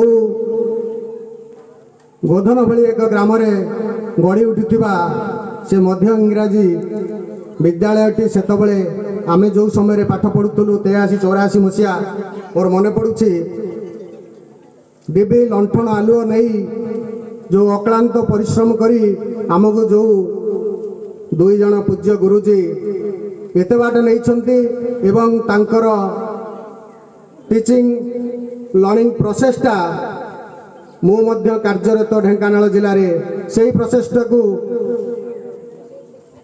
ପ୍ରୟୋଗ କରି ଅନେକ ସୁନାମ ଅର୍ଜନ କରିଛି। ବହୁ ପ୍ରଶିକ୍ଷଣ ଦେଇଛି ଏବଂ ସଂଘୀୟ ବ୍ୟବସ୍ଥାରେ ମଧ୍ୟ ରାଜ୍ୟ ସ୍ତରରେ ବିଇଡି ଶିକ୍ଷା ସହାୟକ ସଂଘର ଜଣେ ରାଜ୍ୟ ସଂଗଠନ ସମ୍ପାଦକ ଅର୍ଗାନାଇଜେସନ ସେକ୍ରେଟାରୀ ଭାବରେ ବର୍ତ୍ତମାନ କାର୍ଯ୍ୟରତ। କେବଳ ସେଇମାନଙ୍କର ଆଶୀର୍ବାଦ ଏବଂ ସେଇ ଗୁରୁ ଯାହା ପାଇଁ ଆଜି ସେପ୍ଟେମ୍ବର 5 ଦେଶ ଜାତିର ନମସ୍ୟ। ସେଇ ଶ୍ଲୋକଟି ପଦେ କହିବି। ଗୁରୁ ବ୍ରହ୍ମା ଗୁରୁ ବିଷ୍ଣୁ ଗୁରୁଦେବ ମହେଶ୍ୱର ଗୁରୁ ସାକ୍ଷାତ ପରମ ବ୍ରହ୍ମ ତସ୍ମୈ ଶ୍ରୀ ଗୁରୁବେ ନମଃ। ଯେଉଁ ଗୁରୁ ସେ ଶିକ୍ଷା ଗୁରୁ ହୁଅନ୍ତୁ, ଦୀକ୍ଷା ଗୁରୁ ହୁଅନ୍ତୁ, ଯୋଗ ଗୁରୁ ହୁଅନ୍ତୁ କି ଆଧ୍ୟାତ୍ମିକ ଗୁରୁ ହୁଅନ୍ତୁ, ତାଙ୍କର ପରିଶ୍ରମ ଗୋଟା ଛାତ୍ରକୁ କେଉଁ ସ୍ଥାନକୁ ନିଏ ତାହା ବାସ୍ତବିକ ଅବର୍ଣ୍ଣନୀୟ ପ୍ରଶଂସନୀୟ, ତାହା ଭାଷାରେ କହିହେବ ନାହିଁ। ଅଲ୍ଲଡ଼ ସାର୍ଙ୍କର ଯେଉଁଦିନ ଦେହାନ୍ତ ହେଲା ପ୍ରଥମ ଖବର ମୋତେ, ଯଦିଓ ମୋ ସାନ ଭାଇ ତାଙ୍କ ପରିବାର ସାଙ୍ଗରେ ଜଡ଼ିତ, ତାଠୁ ମୁଁ ପ୍ରଥମ ଖବର ପାଇନଥିଲି। ପାଇଥିଲି ଅକ୍ଷୟ ସାର୍ଙ୍କ ପାଖରୁ ଯେ କ୍ଷୀର ଏଭଳି ଏକ ଦୁଃଖଦ ଖବର ଶୁଣିଲାଣୁ। ମୁଁ କହିଲି କ'ଣ ସାର୍? ନା ଅଲ୍ଲଡ଼ ସାର୍ ଚାଲିଗଲେ। ମୁଁ ହତବାକ ହେଇଗଲି। ମୁଁ କହିଲି ଅଲ୍ଲଡ଼ ସାର୍ ଚାଲିଗଲେ? ନା ହଁ ଚାଲିଗଲେ। କ'ଣ କରିବି? ସ୍କୁଲକୁ ବାହାରିଛି। ଧୀରକୁ ଫୋନ୍ କଲି। ମୁଁ କହିଲି ସାର୍ଙ୍କ ଘରେ ଯା, ଟିକେ ପହଞ୍ଚିକିରି ସବୁ କାର୍ଯ୍ୟ ସହଯୋଗ କର। ଧୀର କହିଲା ଭାଇ ମୁଁ ଫୁଲହାର ଆଉ ଘିଅ ନେଇ ଯାଉଛି। ମନଟା ଟିକେ ଖୁସି ହେଲା। ମୋ ବୋଉ ବ୍ୟସ୍ତ ହେଲା, କହିଲା କିଏ ଚାଲିଗଲେ? ମୁଁ କହିଲି ଅଲ୍ଲଡ଼ ସାର୍। କେବଳ କହିବିନି, ଶିଷ୍ୟ ଭାବେ ମୋ ବୋଉ ସେ ଏତେ ଶୁଭଚିନ୍ତକ ଥିଲେ। ମୋ ବୋଉ ସେ କଥାରୁ ମୁଁ ସେଦିନ ଜାଣିଲି। ବୋଉ କହିଲା ଏମିତି କୌଣସି ଦିନ ନାହିଁ ଯେ ଆମ ଘର ରାସ୍ତା କରେ ଗଲାବେଳେ କ୍ଷୀର ବୋଉ କ'ଣ କରୁଛୁ, କ୍ଷୀର ସ୍କୁଲକୁ ଗଲାଣି ନା ନାହିଁ। ଫେରିଲା ବେଳେ ମଧ୍ୟ ସେ କଥା ପଚାରନ୍ତି। ଯେତେବେଳେ ସପ୍ତମ ପାସ୍ କରି ମୁଁ ଅନ୍ୟତ୍ର ମାମୁଁ ଘରେ ପଢ଼ିଲି ହାଇସ୍କୁଲରେ, ତଥାପି ବି ସେ କେଉଁଦିନ ସେ କଥାରୁ ବାଦ ପଡ଼ିନାହାନ୍ତି। ବୋଉକୁ ଥିଲେ କହିବେ, ନଥିଲେ ବି ଡାକି ଦେଇ ପଦେ ଯିବେ। ଏଭଳି ଜଣେ ସରଳ ବ୍ୟକ୍ତିତ୍ୱ, ଆମାୟିକ ବ୍ୟବହାର, ଶୁଭ ଚିନ୍ତକ, ଛାତ୍ର ବତ୍ସଳ, ଯେତେ ଭାଷା କହିଲେ ମଧ୍ୟ କମ୍ ହେବ। ସେହି ସରଳ ବ୍ୟକ୍ତିତ୍ୱକୁ ନେଇ ଗୋଟିଏ ପଦ କହିବି। ମହାତ୍ମା ଗାନ୍ଧୀ ଯେତେବେଳେ ଓଡ଼ିଶାର ପଦଯାତ୍ରା କରୁଥିଲେ, ସେ ଗୋଟିଏ କଥା କହୁଥିଲେ ଯେ ସରଳ, ମୁଁ ସେଇ କଥା ସାର୍ଙ୍କଠୁ ଅନୁଭବ କରେ। ଏତେ ସରଳ କ'ଣ ମଣିଷ ହେଇପାରିବ? ସେଇ ସରଳରେ ପଦିଏ କହିବି। ସେ କହୁଥିଲେ it is too difficult to be simple. ସରଳ ହେବା ଭାରି କଷ୍ଟ। Long experience makes one simple. ଗୋଟିଏ ଦୀର୍ଘ ଅଭିଜ୍ଞତା ମଣିଷକୁ ସରଳ କରାଏ। ଆଉ ମଧ୍ୟ ତାଙ୍କର ଯେଉଁ ଅମାୟିକ ବ୍ୟବହାର, ଏମିତି କୌଣସି ଦିନ ନାହିଁ ଗାଡ଼ିରେ ଗଲାବେଳେ ଆମେ ନମସ୍କାର ହେଲେ ସାଇକେଲରୁ ଓହ୍ଲାଇବା ପାଖକୁ ଆସିବେ, ହାତ ଧରିବେ, ସେଇ ସମୟ ଯାକ ସବୁବେଳେ ହସୁଥିବେ ଏବଂ ଦରକାର ପଡ଼ିଲେ ହାତଟାକୁ ଟିକେ ଟାଣିଦେବେ ଏବଂ ହସ ହସରେ କହିବେ ବାପା ଭଲ ଅଛୁ, ପିଠିଟାକୁ ବାଡ଼େଇବେ, ଆଲିଙ୍ଗନ କରିବେ। ଯାହାକୁ ମୁଁ ଏବେ ଲଜ୍ଜାବୋଧ କରୁଛି, ଆମେ ବି ଗାଡ଼ିରେ ଓହ୍ଲାଇବା ଡେରି ହେଇଥିବ। ନିଜେ ଛାତ୍ର ହିସାବରେ ଏ କଥାର ବହୁତ ତ୍ରୁଟି ମୁଁ ଅନୁଭବ କରିଛି। ମୁଁ ଭାବେ ଯାଇକିରି ମୁଁ କହିବି ଗାଡ଼ିରୁ ଓହ୍ଲାଇବା ମୋର ଡେରି ହେଲା, ସାର୍ଙ୍କର ଡେରି ହେଲା ନାହିଁ। ଏଭଳି ଜଣେ ଶୁଭଚିନ୍ତକ, ଜଣେ ଛାତ୍ର ବତ୍ସଳ ଦେଖିବା ବିରଳ। ଏଇଥିପାଇଁ ତାଙ୍କର ବ୍ୟବହାର ମୋତେ ଖୁସି କରେ ଯେ ସେ କହୁଥିଲେ ଯେ ବ୍ୟବହାର ଶିକ୍ଷାର ପ୍ରକୃତ ମାନେ ହେଉଛି, ଆମେ ବି ଟ୍ରେନିଂରେ ପଢ଼ିଛୁ ଯେ ଦୁଇଟା ଉପରେ ଗୁରୁତ୍ୱ ଦେଇଛନ୍ତି। ଗୋଟେ ହେଉଛି କ୍ୟାରେକ୍ଟର ବିଲ୍ଡିଂ, ଚରିତ୍ର ଗଠନ, ଗୋଟେ ହେଉଛି ମଡିଫିକେସନ୍ ଅଫ୍ ବିହେଭିଅର, ବ୍ୟବହାର ମାର୍ଜିତ। ଲୋକ କଥାରେ ବି ଅଛି ପିଲାଟି କେତେ ସରଳ ଶାନ୍ତ, କେତେ ଭଦ୍ର, କେତେ ନମ୍ର, କେତେ ଆମାୟିକ ବ୍ୟବହାର। ସେଇଥିପାଇଁ ଆମେ ଆଉ ଟିକେ କହିବି ସ୍କୁଲ ସଂସ୍ପର୍ଶରେ ଯେ ପଢ଼ିଲା ବେଳେ ଯେତେବେଳେ ସାର୍ ପଳେଇ ଆସନ୍ତି, ରାତିରେ ରୁହନ୍ତି ନାହିଁ। ଅଖି ସାର୍ ଆମ କତିରେ ରାତିରେ ରୁହନ୍ତି। ଲୁହ ଲହୁ ଢାଳିକିରି ଗୋଧନ ଗାଁର ସେ ସ୍କୁଲ କଲାବେଳେ ଛୋଟ ପିଲା ହେଇଥିଲେ ମଧ୍ୟ କେତେ କଥା ମୁଁ ଅନୁଭବ କରିଛି। ରାତିରେ ଶୋଇବୁ, ସାର୍ 9ଟା ବେଳେ ଯାକେ ପାଠ ପଢ଼େଇ ଦେଇ ତାପରେ ଶୋଇବେ। ଦିନେ ସ୍କୁଲରେ ସାର୍ ଭାରି ବ୍ୟସ୍ତତା ଥାନ୍ତି। ମୁଁ ରାତି 9ଟା ବେଳେ ପଚାରିଲି ଅଫିସରଙ୍କୁ, ସାର୍ କ'ଣ ଏତେ ବ୍ୟସ୍ତ? ନା ଅଲରେଡ଼ି ଆମଙ୍କର ଟ୍ରେନିଂଟା ଏବେ ଯଦି ଶୀଘ୍ର କମ୍ପ୍ଲିଟ୍ ନ ହେବ ସ୍କୁଲ ପାଇଁ ଅସୁବିଧା, ତାଙ୍କର ବ୍ୟକ୍ତି ପାଇଁ ଅସୁବିଧା। ଯାହା ମୋର ମନେ ପଡ଼ୁଛି ସେତେବେଳେ ଛୋଟ ବୟସ, ଏତେ ବ୍ୟସ୍ତତା, ଏତେ ନିବିଡ଼ତା, ଏତେ ଆତ୍ମୀୟତା, ଏତେ ଭାଇଚାରାର ସମ୍ପର୍କ ସେ ଯେଉଁ 2 ଜଣଙ୍କର ଥିଲା। ଆଜି ବି ଆମେ ଶିକ୍ଷା ବିଭାଗରେ କାର୍ଯ୍ୟରତ, ଆଜି ବି ଆମେ ଶିକ୍ଷକ, କିନ୍ତୁ ଏବେ ସେ ଭାଇଚାରା, ସେ ନିବିଡ଼ତା, ସେ ଆତ୍ମୀୟତା କେଉଁଠି ନା କେଉଁଠି ଆମ ଭିତରେ ଟିକେ କମ୍ ଲାଗୁଛି। ଏ କଥା କେହି ସ୍ୱୀକାର କଲେ ନ କଲେ ମଧ୍ୟ ମୁଁ ବ୍ୟକ୍ତିଗତ ଭାବେ ଏହାକୁ ସ୍ୱୀକାର କରୁଛି। ତାର ଏକ ଅନେକ କାରଣ ଥାଇପାରେ। ପ୍ରମୁଖ କାରଣ ହେଉଛି ଆମେ ପ୍ରତ୍ୟେକ ଲୋକର ସବୁଠାରୁ ବଡ଼ ଏ ଦୁନିଆରେ ବଡ଼ କାମ ହେଉଛି ସେଲ୍ଫ ଇଭାଲୁଏସନ୍, ନିଜେ ନିଜର ମୂଲ୍ୟାୟନ କରିବା।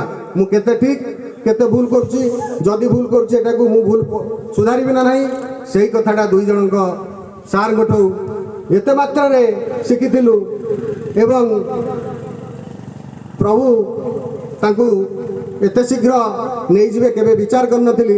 ଜନ୍ମ ମୃତ୍ୟୁ ଏଇଟା ଚିରନ୍ତନ ସତ୍ୟ, ଯାହା ରମଣୀ ଭାଇ କହୁଥିଲେ, ସେ କଥାଟାକୁ ଆମକୁ ସ୍ୱୀକାର କରିବାକୁ ପଡ଼ିବ। ଏ ପଞ୍ଚଭୂତରେ ସମସ୍ତେ ଲୀନ ହେବା, ଏ ପଞ୍ଚଭୂତକୁ ଯିଏ ନିୟନ୍ତ୍ରଣ କରୁଛନ୍ତି ସିଏ ହିଁ ଈଶ୍ୱର, ସିଏ ହିଁ ଭଗବାନ।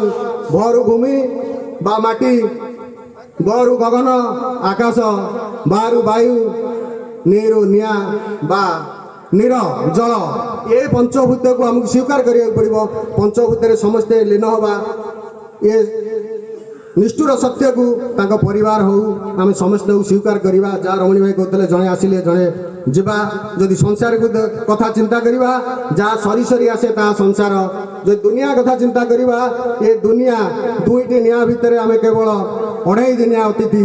ଏ କଥାକୁ ସେଥିପାଇଁ ପ୍ରାଣୀଙ୍କ ଭଲ ମନ୍ଦ ବାଣୀ ମରଣ କାଳେ ହୁଏ ଜାଣି, ଯାହା ମୁଁ ଅନୁଭବ କଲି। ମୋ ବୋଉ ମଧ୍ୟ କହିଲା, ତୁ ଆଜି ଟିକେ ଗଲେ ବି ଭଲ ହୁଅନ୍ତା।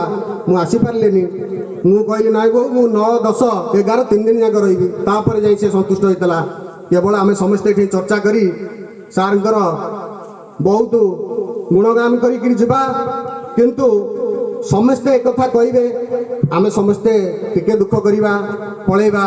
କିନ୍ତୁ ପରିବାରକୁ ଯେଉଁ ଦୁଃଖ ହୋଇଛି, ପିଲାମାନଙ୍କୁ ଯେଉଁ ଦୁଃଖ ହୋଇଛି, ସ୍ତ୍ରୀଟି ଗୁରୁମା ଯେଉଁ ଦୁଃଖରେ ଅଛନ୍ତି, ତାକୁ କେବେ ବି ସେ ଭୁଲି ଶୀଘ୍ର ପାରିବେନି। ତାକୁ ଭୁଲିବା ପାଇଁ ମୁଁ 2ଟି ଉଦାହରଣ ଆଉ ରଖିବି। ପ୍ରଭୁଙ୍କର ନିର୍ଣ୍ଣୟ ଶ୍ରେଷ୍ଠ ନିର୍ଣ୍ଣୟ, ଈଶ୍ୱରଙ୍କର ନିର୍ଣ୍ଣୟ ଶ୍ରେଷ୍ଠ ନିର୍ଣ୍ଣୟ। ସେଇ ଈଶ୍ୱର କଥାରେ, ଲୋକ କଥାରେ ବି କହନ୍ତି ଯେ ଈଶ୍ୱର ଯାହା କରନ୍ତି ପ୍ରାଣୀର ମଙ୍ଗଳ ପାଇଁ। ମହାଭାରତ ଯୁଦ୍ଧ ଆଗତ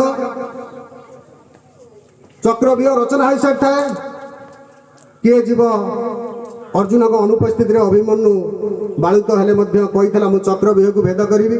କିନ୍ତୁ ସମସ୍ତେ ବାରାଣସତ୍ୟ ଶେଷକୁ ଚକ୍ରବ୍ୟୁହକୁ ସେ ଭେଦ କରିବାକୁ ଯିବା ସମୟରେ ଯେତେବେଳେ ଦ୍ରୌପଦୀ ତାଙ୍କୁ ବରବେଶରେ ବୀର ବେଶରେ ସଜେଇଛନ୍ତି ଏବଂ ରକ୍ଷା କବଚ ବାନ୍ଧୁଛନ୍ତି, ରକ୍ଷା କବଚଟି ଖସି ପଡ଼ୁଛି। ଦ୍ରୌପଦୀ ବହୁ ଦୁଃଖ କରୁଛନ୍ତି, ଶ୍ରୀକୃଷ୍ଣଙ୍କୁ ପଚାରୁଛନ୍ତି, ପ୍ରଭୁ ସଖା ଅଭିମନ୍ୟୁ କ'ଣ ମହାଭାରତ ଯୁଦ୍ଧରେ ମରିଯିବ? ଶ୍ରୀକୃଷ୍ଣ କହୁଛନ୍ତି, ଭବିଷ୍ୟତର ସୁଖ ବର୍ତ୍ତମାନର ଦୁଃଖକୁ ଲିଭେଇ ପାରିବନି। ଭବିଷ୍ୟତରେ କ'ଣ ସୁଖ ଅଛି? ବର୍ତ୍ତମାନ ତ ଦୁଃଖ ଚାଲିଛି। ଈଶ୍ୱରଙ୍କର ନିର୍ଣ୍ଣୟ ତୁମେ ଜାଣିବାକୁ ଚେଷ୍ଟା କରନା, ଭବିଷ୍ୟତ ତୁମେ ଜାଣିବାକୁ ଚେଷ୍ଟା କରନା, ଭବିଷ୍ୟତ ଈଶ୍ୱରଙ୍କ ଉପରେ ଛାଡ଼ିଦିଅ।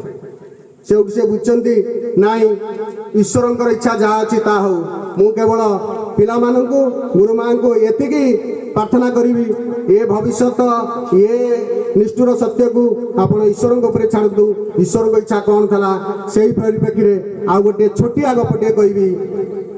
ସବୁଦିନେ ମନ୍ଦିର ଝାଡ଼ୁ କରୁଥିବା ଗୋଟିଏ ଝାଡ଼ୁଦାର ପ୍ରଭୁଙ୍କୁ ପଚାରୁଛି, ପ୍ରଭୁ ଆପଣ ସବୁଦିନେ ମନ୍ଦିରରେ ପଥର ହେଇ ଶୋଉଛନ୍ତି, ଲୋକ ଗୁଡ଼ା ଏତେ ସବୁ ଅବାଗ, ଏତେ ଦୁର୍ନୀତି, ଏତେ କଷ୍ଟ, ଏତେ ଚୋରି, ଏତେ ଅତ୍ୟାଚାର, ଆପଣ କେମିତି ଶୋଉଛନ୍ତି? ମୁଁ ଦିନେ ଆପଣଙ୍କ ମାନେ ସେଠି ପ୍ରଭୁ ହେଇକିରି ବସନ୍ତି, ଆପଣ ଝାଡ଼ୁ କରନ୍ତେନି?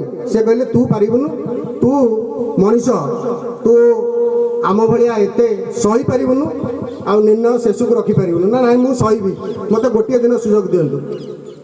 ईश्वर गोटे दिन सुजोग देले से मंदिर में बसिला ये प्रभु झाड़ू धरिकी झाड़ू कले प्रथम गिरी पाहांतारू दर्शन करने को आसिले जड़े प्रभावशाली बा कोटिपति बिजनेसमैन प्रभु को दर्शन कर नुआ फैक्टरी इनागुरेट करने को गला बेले खसी पड़ला पर्सटी से देखी ना पलि गले से समय मंदिर में बसी मनीषटी भाविला अरे तोर पर्सटी खसी पड़ा मुझे डाकिदेवी किंतु से कहला ना प्रभु तो कहते नीरव में बसबू तू मनीष नीरव में बसी पारूनी काम करना मत कहते मुझे पर्स पे जीविनी तापर गोटे गरीब लोक आसला नित्य मूल्य लगे प्रभु डाकिला है प्रभु केते कष्ट करुच्ची किंतु मो पुअर एडमिशन हम 4 दिन हम मु टंका किसी जोगाड़ कर पारनी कॉलेज रे पढ़िबो मु करि पारनी कोठी किसी पैसार व्यवस्था कले जहाँ को मागुची कहीं दौना ये कही से दर्शन कर फेरला बेलू कि से पर्सटी पाइला ये कहला ना आउ रही ये कौन ता पर्स हजे ये नहीं जीव ये केमी प्रभु सहते एत अन्याय मुझे जाऊे बाहरी पड़ी कहीदेवी पुणी प्रभु कथा मन पकेला एवं रहीगला कहला ना रही किसी समय पर जड़े नाविक आसिले 10 दिन से बोईते जीवे प्रभु को दर्शन कले 10 दिन भितर झड़ी वर्षा न हो तोफान न हो से समय भितर से फैक्टरी मालिक पुलिस धरी आसला कहला आज्ञा ये मो पर्स नहीं आ मो पर आ कौन से लोक दर्शन करने को आसी ना पुलिस ताको बांधिले से कहला आज्ञा मुझे दर्शन कर किसी पर्स पर्स कार जानी मुझे सत कहूँ ना नाई आउ तो कहीं आसी ना से लोकटी कहला ना मुझे अन्याय सही पार जड़े पर्स हजेला जड़े नेला ये पुलिस आकु बांधिला सी सब मंदिर डेले एवं कहले आज्ञा मुझे सब देखी ना कौन ना से जो गरीब लोकटी जाऊँगी से ही पर्स नहीं जाऊँगी पुलिस जे गले ताकू जो पचारे से कहले आज्ञा पर्सटी पड़ा कहीं नेलेनी मुझे पर्सटी नहीं मुझे पर्सटी दे दूँ पर्सटी देला फैक्टरी मालिक ता बाटे गले गरीब लोकटी ता बाटे गला नाविक ता बाटे गले किंतु भगवान ता कहले तू दिन को समय नहीं 2 घंटा भी रही पारू ना ना ना कौन कलु ना यही काम कलु ना सब गुड़ा भूल करदेलु ना सब गुड़ा मु भूल करदेली ना हाँ सब गुड़ा भूल करदेलु आमर ईश्वर निर्णय आज था से कोटिपति दुर्नीति कर लोकर पर्सटा हजिबा दरकार था तार अनेक दुर्नीतिर पैसा आज गरीब को आम प्राप्त कर सुजोग देलु आउ जो नाविक टी तू आज पठेदेलु आम निर्णय से जदि 5 दिन थाना बसता ये झड़ तोफान तार जीवन जाई था ये झड़ तोफान तार जीवन जीव जो 3टा काम कलु पर्स हजे लोक को पर्स देलु ठीक कलुनु गरीब को टंका किसी प्राप्त आम करदेलुनु निरीह जीवन थाना 4 दिन बसते तार जीवन बंची था तार भी जीवन नेलु 3टा भूल कलु प्रभु को पाद तले पड़ी जाइए कहला से आम मानव आपण ईश्वर ये कहबार तात्पर्य तांकर को किसी प्रेरणा देवाई मनोबल को दृढ़ कर आगू जावाई से जो 2 सुजोग्य संतान तांकर परिवार गुरुमा को यही परिप्रेक्षी में प्रेरणा मिल जे ईश्वर निर्णय सर्वश्रेष्ठ निर्णय ईश्वर निर्णय को आम सम्मान देवा आम जहाँ ये संसार को आसी निश्चय दीवा कष्ट हेले निष्ठुर कष्ट को आमको स्वीकार करा पड़ो केवल परिशेष गोटे अनुरोध रखी जे गाँव पुओ मोर सान भाई सौभाग्यवशत सारे कर्म जीवन आरंभ करथिबा से स्कूल रे से प्रधान शिक्षक प्रभात कुमार सेठी एवं मोर पूज्य गुरु अक्षय सार को मध्य निवेदन करी अनुरोध रखी सहयोग करेंगे मु छात्र हिसाब से सार मो सामर्थ्य शक्ति अनुसार सहयोग करी 3टी नेशनल डे जो आमर अच्छी से इंडिपेंडेंस डे हो रिपब्लिक डे हो भारत डे ऑफ महात्मा गांधी हो महात्मा गांधी का जन्मदिन स्वाधीनता दिवस साधारण दिवस अल्यण स्मारकी प्रतियोगिता गोटे करी बोधन स्कूल रे जदि कृति छात्र छात्री मानक एसे हो डिबेट हो क्रिएटिव राइटिंग हो कि क्विज हो ये गोटे प्रतियोगिता प्रभात सार करते मो सामर्थ्य अनुसार मुझे सहयोग हाथ बढ़ाती अकुंठ चित्तर ताहले शिष्य एकलव्य गुरुद्रोण को देइथिबा काटी देइथिबा वृद्धांगुली दक्षिणा स्वरूप आमर मध्य गुरु को एभली कामटे कले मु भावुची श्रेष्ठ श्रद्धांजलि एवं श्रेष्ठ गुरु दक्षिणा हम ये कही मोर वक्तव्य रखुची। वंदे उत्कल जननी। नमस्कार। वर्तमान अल्लड़ सार को बहुत दिन जानिथिबा एवं तांको भल पाउथिबा एवं आसी एठी उपस्थित थिबा उत्कल यादव महासभार वरिष्ठ साधारण संपादक श्रीयुक्त चिन्मय दास महोदय को अनुरोध करुच्ची से मंच आसी ना सारंकर जी प्रिय छात्र से वक्तव्य कहते एवं छात्र मानकर सुविधा पाई ये अंचल जो भल पिला माने पढ़ुचंती से माने किपरि उत्साहित हेबे विजय बाबू एवं ये सभारे मोर अनेक छात्र मध्य उपस्थित अच्छा मु विशेष किसी कहवाक चाहूनी खाली गोटे छोटिया खाली कहबी कारण ये स्मृति सभारे अन्य विषय भाषण देवार किसी आवश्यकता नहीं। मु अल्लड़ बाबू को जी जानी अल्लड़ बाबू मो ठारू ढेर सान बहुत सान किंतु प्राय सबु दिन से गला बेले मोर देखा गोटे कथा कहबी जे थरे सक्रेटिस कौन कले ना दिन में पूरा लंठन टे धरी जाऊँ पचरा गला जे पूरा दिन आपण लंठन धरी कौन चलुं सी कहे मु खोजुच गोटे जिनस ना कौन खोजुंट ना मनीष खोजु कौन एत लोक हजार हजार लोक आप देखुं मनीष केमी खोजुंट ना सब गुड़ा पशु भाया जना पड़ुं मु पूर्व वक्ता जहाँ कहले ऊपर गोटे कथा भितर गोटे कथा जी कहे सब पशु मनीष भितर मनीष लोक मुझे खोजी ये अल्लड़ बाबू मनीष जन मनीष भितर मनीष कहीं संस्पर्श में मु अनेक आसी जिते बड़े जाती गाड़ी चढ़ी जातु साइकिल चढ़ी जातु सी अटके आम घर पाखे अटके निश्चित एवं पचारे सार भल अच्छा चरित्र जो सुगुण गुड़िक पिला मध्य परिस्फुट होकर पुआ पुणी मोरी पाखे पढ़ेली मुझे पढ़ेली सी बर्तमान हुए तो गोटे पोस्ट भल पोस्ट अच्छे डाक्तर होती किंतु सी जो मो घर को जाती सी केवे मुझे चेयर करे चेयर बस सोफार बस सी बसे ना मना कर सार केवे नुहे मुझे तले बस जो तले बस पाठ पढ़ुली से तले बस ये हूँ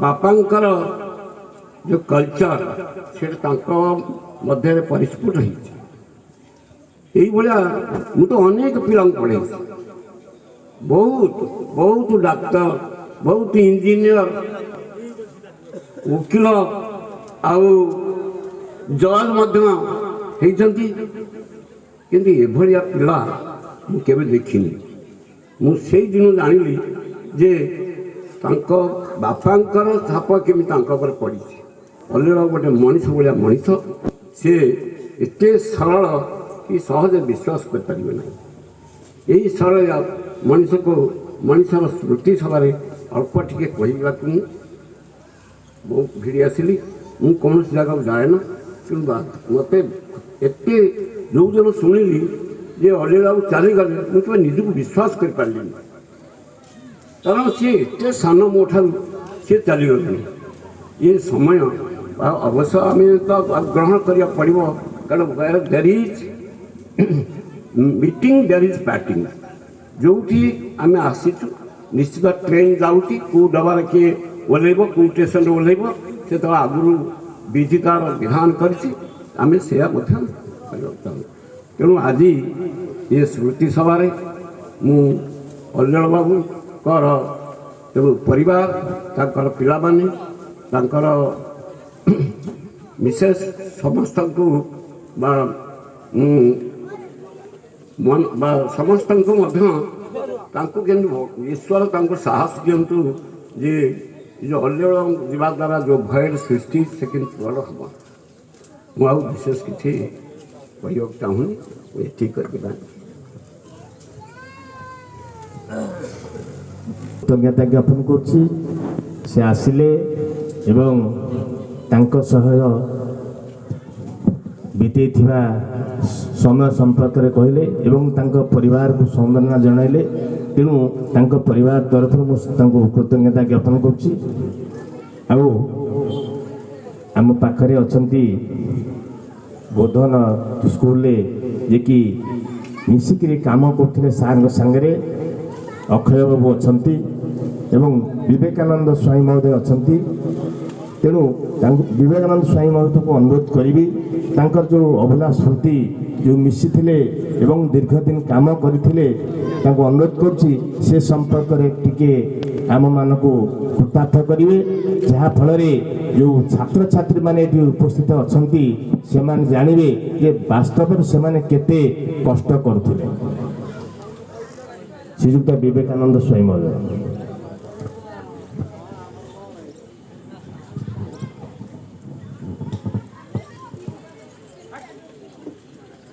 ସଭାପତି ମହୋଦୟ, ଆପଣଙ୍କର ସ୍ମୃତି ସଭାର ସଭାପତି ମହୋଦୟ, ମୋର ଆମ ଗାଁର ଶିକ୍ଷକତା କରୁଥିଲେ ଏବଂ ମୋର ମଧ୍ୟ ସେ ମୋର ସମସ୍ୟା ମଧ୍ୟ ହେଲେ ମୋର ମଧ୍ୟ ଜ୍ୟେଷ୍ଠ ମଧ୍ୟ। ଆଉ ମଞ୍ଚାସୀନ ସମସ୍ତ ଭଦ୍ର ବ୍ୟକ୍ତିମାନଙ୍କୁ ମୋର ବିନମ୍ର ନିବେଦନ ବା ଶ୍ରଦ୍ଧାର ସହିତ ମୁଁ ସେମାନଙ୍କୁ ସ୍ୱାଗତ କରୁଛି। ମୋର ଅଲ୍ଲଳ ସାର୍ଙ୍କ ସହିତ ମିଶିବାର ବହୁତ ଦିନ ହେଇଛି, ଅଥଚ କିନ୍ତୁ ମୁଁ ତାଙ୍କ ସହିତ ସମ୍ପୃକ୍ତ ନଥିଲି। କାରଣ ଶିକ୍ଷକତା କରୁଥିଲେ ଆମ ସ୍କୁଲରେ, ମୁଁ ସ୍କୁଲକୁ ଅନେକ ସମୟରେ ଯାଏ, ତାଙ୍କର ସେ ଯେଉଁ ବିଷୟ ଗୁଡ଼ିକ ଛାତ୍ରମାନଙ୍କୁ ପଢ଼ାନ୍ତି ସେ ବିଷୟରେ ମୁଁ ମଧ୍ୟ ଅନେକ ସମୟରେ ପିଲାଙ୍କ ସହିତ ମଧ୍ୟ ସେୟାର କରିଛି। କିନ୍ତୁ ଅଲ୍ଲଳ ବାବୁ ଯେ ଏତେ ଅମାୟିକ ଲୋକ ଥିଲେ, ମୋ ମିଶିବା ଭିତରେ ମୁଁ ତାଙ୍କଠୁ ଅନେକ ଗୁଣ ଶିଖିଛି ମଧ୍ୟ। ତାଙ୍କର ଛାତ୍ରବତ୍ସଳତା ଆଉ ତାଙ୍କର ଯେଉଁ ଧୀର ବ୍ୟବହାର, ଚାଲିଚଳନ ଇତ୍ୟାଦି ଗୁଡ଼ିକ ସେଗୁଡ଼ା ସବୁ ମୋତେ ମୁଗ୍ଧ କରିଥିଲା। ତେଣୁ ତାଙ୍କ ବିଷୟରେ ମୁଁ ବା ବେଶୀ କ'ଣ କହିପାରିବି। ତେଣୁ ମୋର ଏତିକି ଭଗବାନଙ୍କ ନିକଟରେ ପ୍ରାର୍ଥନା କରୁଛି, ଭଗବାନ ତାଙ୍କର ପରିବାରକୁ, ବିରିଡି ଫ୍ୟାମିଲିକୁ ତାଙ୍କୁ ସାହସ ଦିଅନ୍ତୁ, ଶକ୍ତି ଦିଅନ୍ତୁ, ଧୈର୍ଯ୍ୟ ଦିଅନ୍ତୁ ଏ ଦୁଃଖକୁ ସହିବା ପାଇଁ।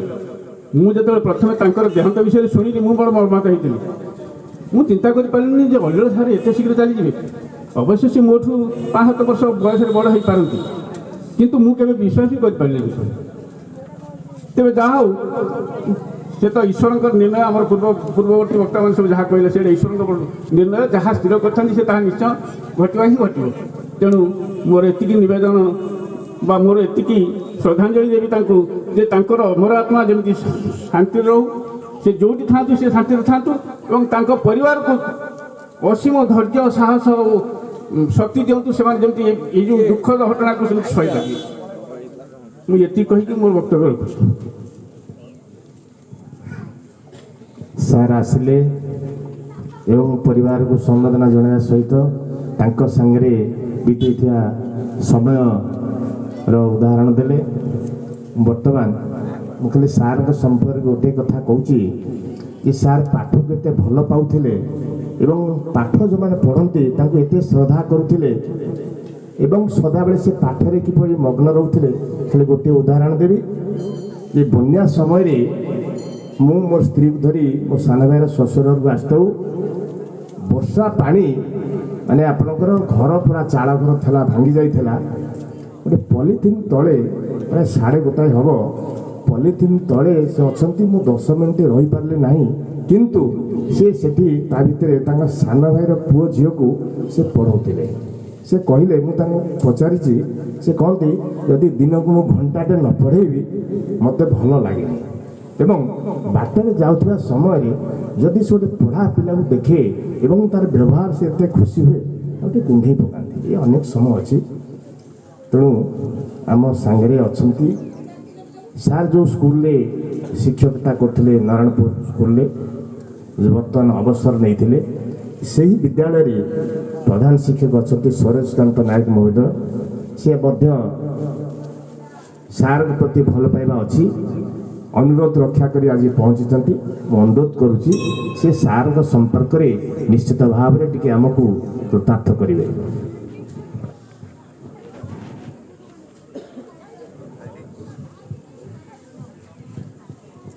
আজি এই স্মৃতি সভার সম্মানীয় সভাপতি মহোদয়, মঞ্চাসীন সমস্ত সমাজের প্রতিষ্ঠিত ভদ্রব্যক্তি মণ্ডল, সম্মানীয় সমস্ত স্মৃতি সভারে যোগ দেইଥିବା বড় ভাই, সান ভাই, মা মানে, যে অন্তত অলিয়র সারଙ୍କୁ ଜାଣିଛନ୍ତି, ଚିହ୍ନିଛନ୍ତି, ଭଲ ପାଇଛନ୍ତି, ସେମାନେ ଯେତେ କାମ ଥାଉ ସବୁ ପଛରେ ପକାଇ ଦେଇ ଆଜି ଆସିଛନ୍ତି ଯେ ସାର୍ଙ୍କ ବିଷୟରେ ଟିକେ ଗୁଣଗାନ ହେବ, ଆମେ ବି କିଛି କହିବା, କିଛି ଶୁଣିବା। ସେଇଥିପାଇଁ ଆପଣମାନଙ୍କର ଅଶେଷ ଶ୍ରଦ୍ଧା ଅଛି, ସାର୍ଙ୍କ ପ୍ରତି ଭକ୍ତି ଅଛି, ସମ୍ମାନ ମଧ୍ୟ ଅଛି। ଏଥିରୁ ନିଶ୍ଚିତ ଭାବରେ ଆମେ ଅନୁଭବୀ ହେଇପାରୁଛୁ। ମୁଁ ବିଶେଷ କିଛି ଅଧିକ କହିବିନି। ମୋତେ ଯଦି ସମୟ ଦିଆଯିବ, ଅନେକ ସମୟ ମୁଁ ଅନେକ କଥା କହିଲେ ମଧ୍ୟ ଅଲିଅଳ ସାର୍ଙ୍କ ଗୁଣ ସରିବନି ମୋ ପାଖରୁ, କିନ୍ତୁ ସମୟ ସାପେକ୍ଷ, ନିର୍ଦ୍ଦେଶ ଅଛି, ଅଳ୍ପ ସମୟ ଭିତରେ କହିବାକୁ ପଡ଼ିବ। ତେଣୁ ମୁଁ ବାଧ୍ୟ ହୋଇ 4-5ଟି ବାକ୍ୟ ଲେଖିଛି ଏବଂ ସେହାକୁ କ୍ରମାନ୍ୱୟରେ କହି ମୋର ଶ୍ରଦ୍ଧାଞ୍ଜଳି ଶେଷ କରିବି।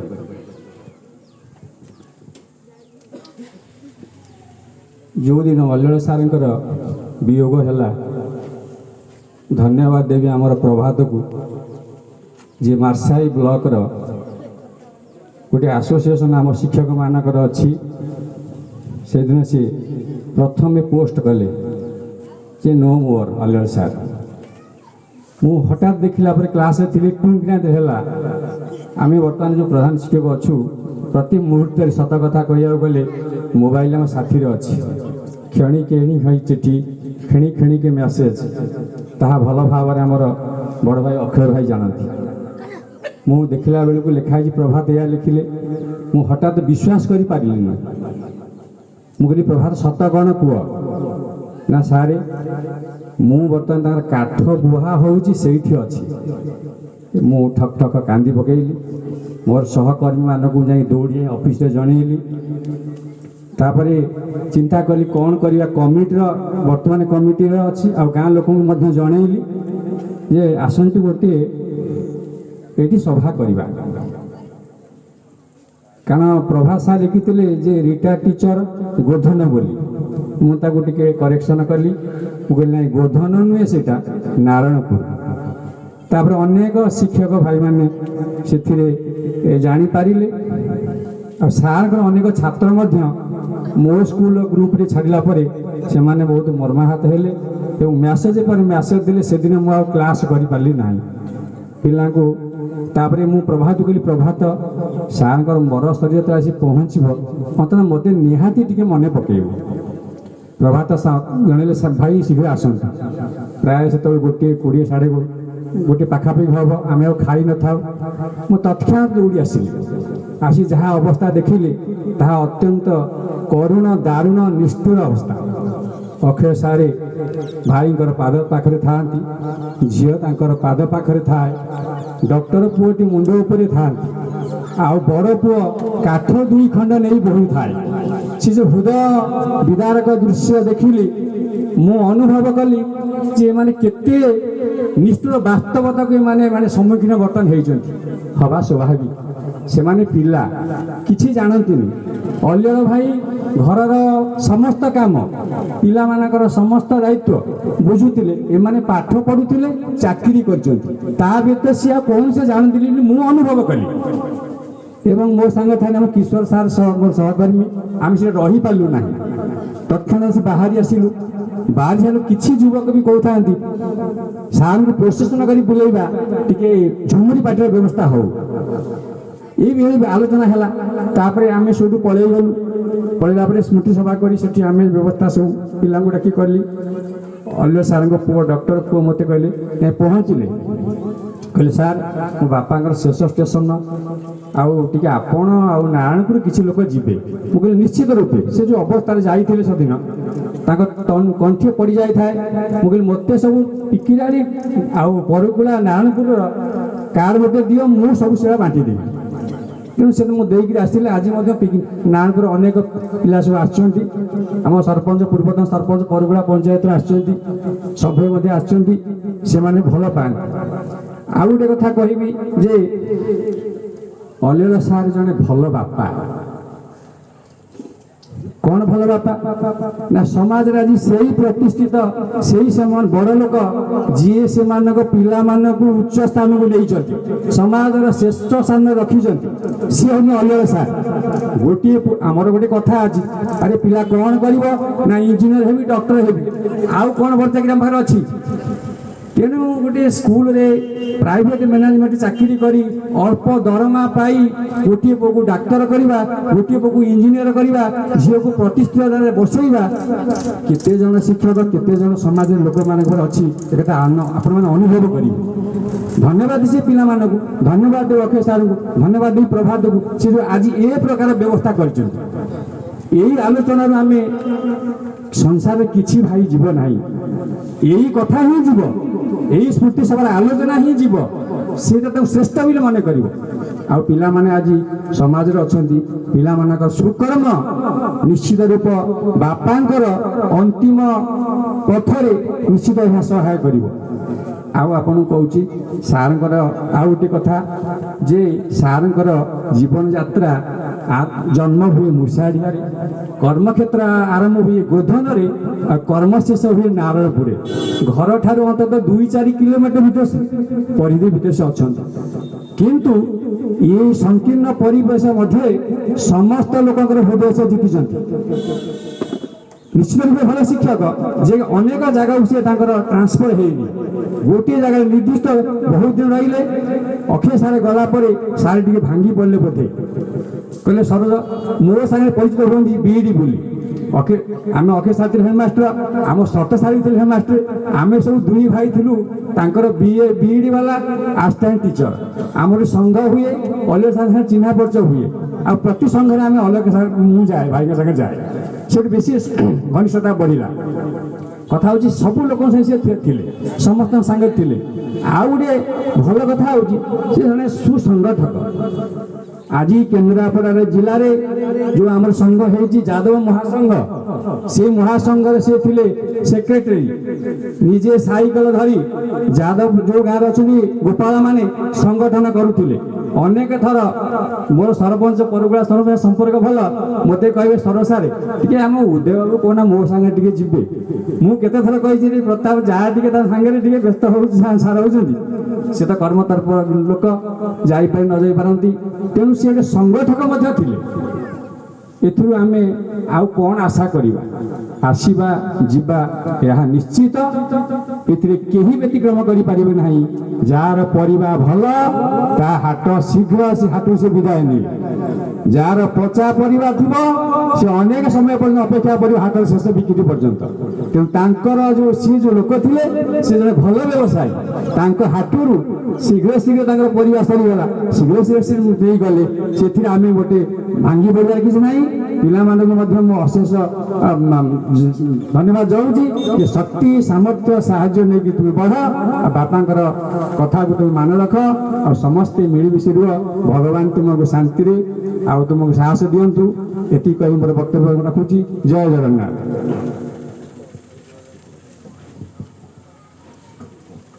सार को सहित आपण केते आमे नुआ कथा जानिले आउ आसी संबर्धना जन आम कृतज्ञता ज्ञापन करुँ आज्ञा परवर्ती आम पाखे अच्छा अवसर प्राप्त प्राध्यापक श्रीयुक्त चैतन्य दास महोदय अनुरोध करुच्ची चित्तबाबू को ସାର୍ଙ୍କ ସମ୍ପର୍କରେ ଟିକେ କହିବେ ଏବଂ ତାଙ୍କର ସହିତ ବିତାଇଥିବା କିଛି ମୁହୂର୍ତ୍ତ ଯାହାଫଳରେ ଆମେ ସମସ୍ତେ ଟିକେ ଜାଣିବୁ ସାର୍ଙ୍କ ସମ୍ପର୍କରେ ସାର୍ କେତେ ଭଲ ଲୋକ ଥିଲେ।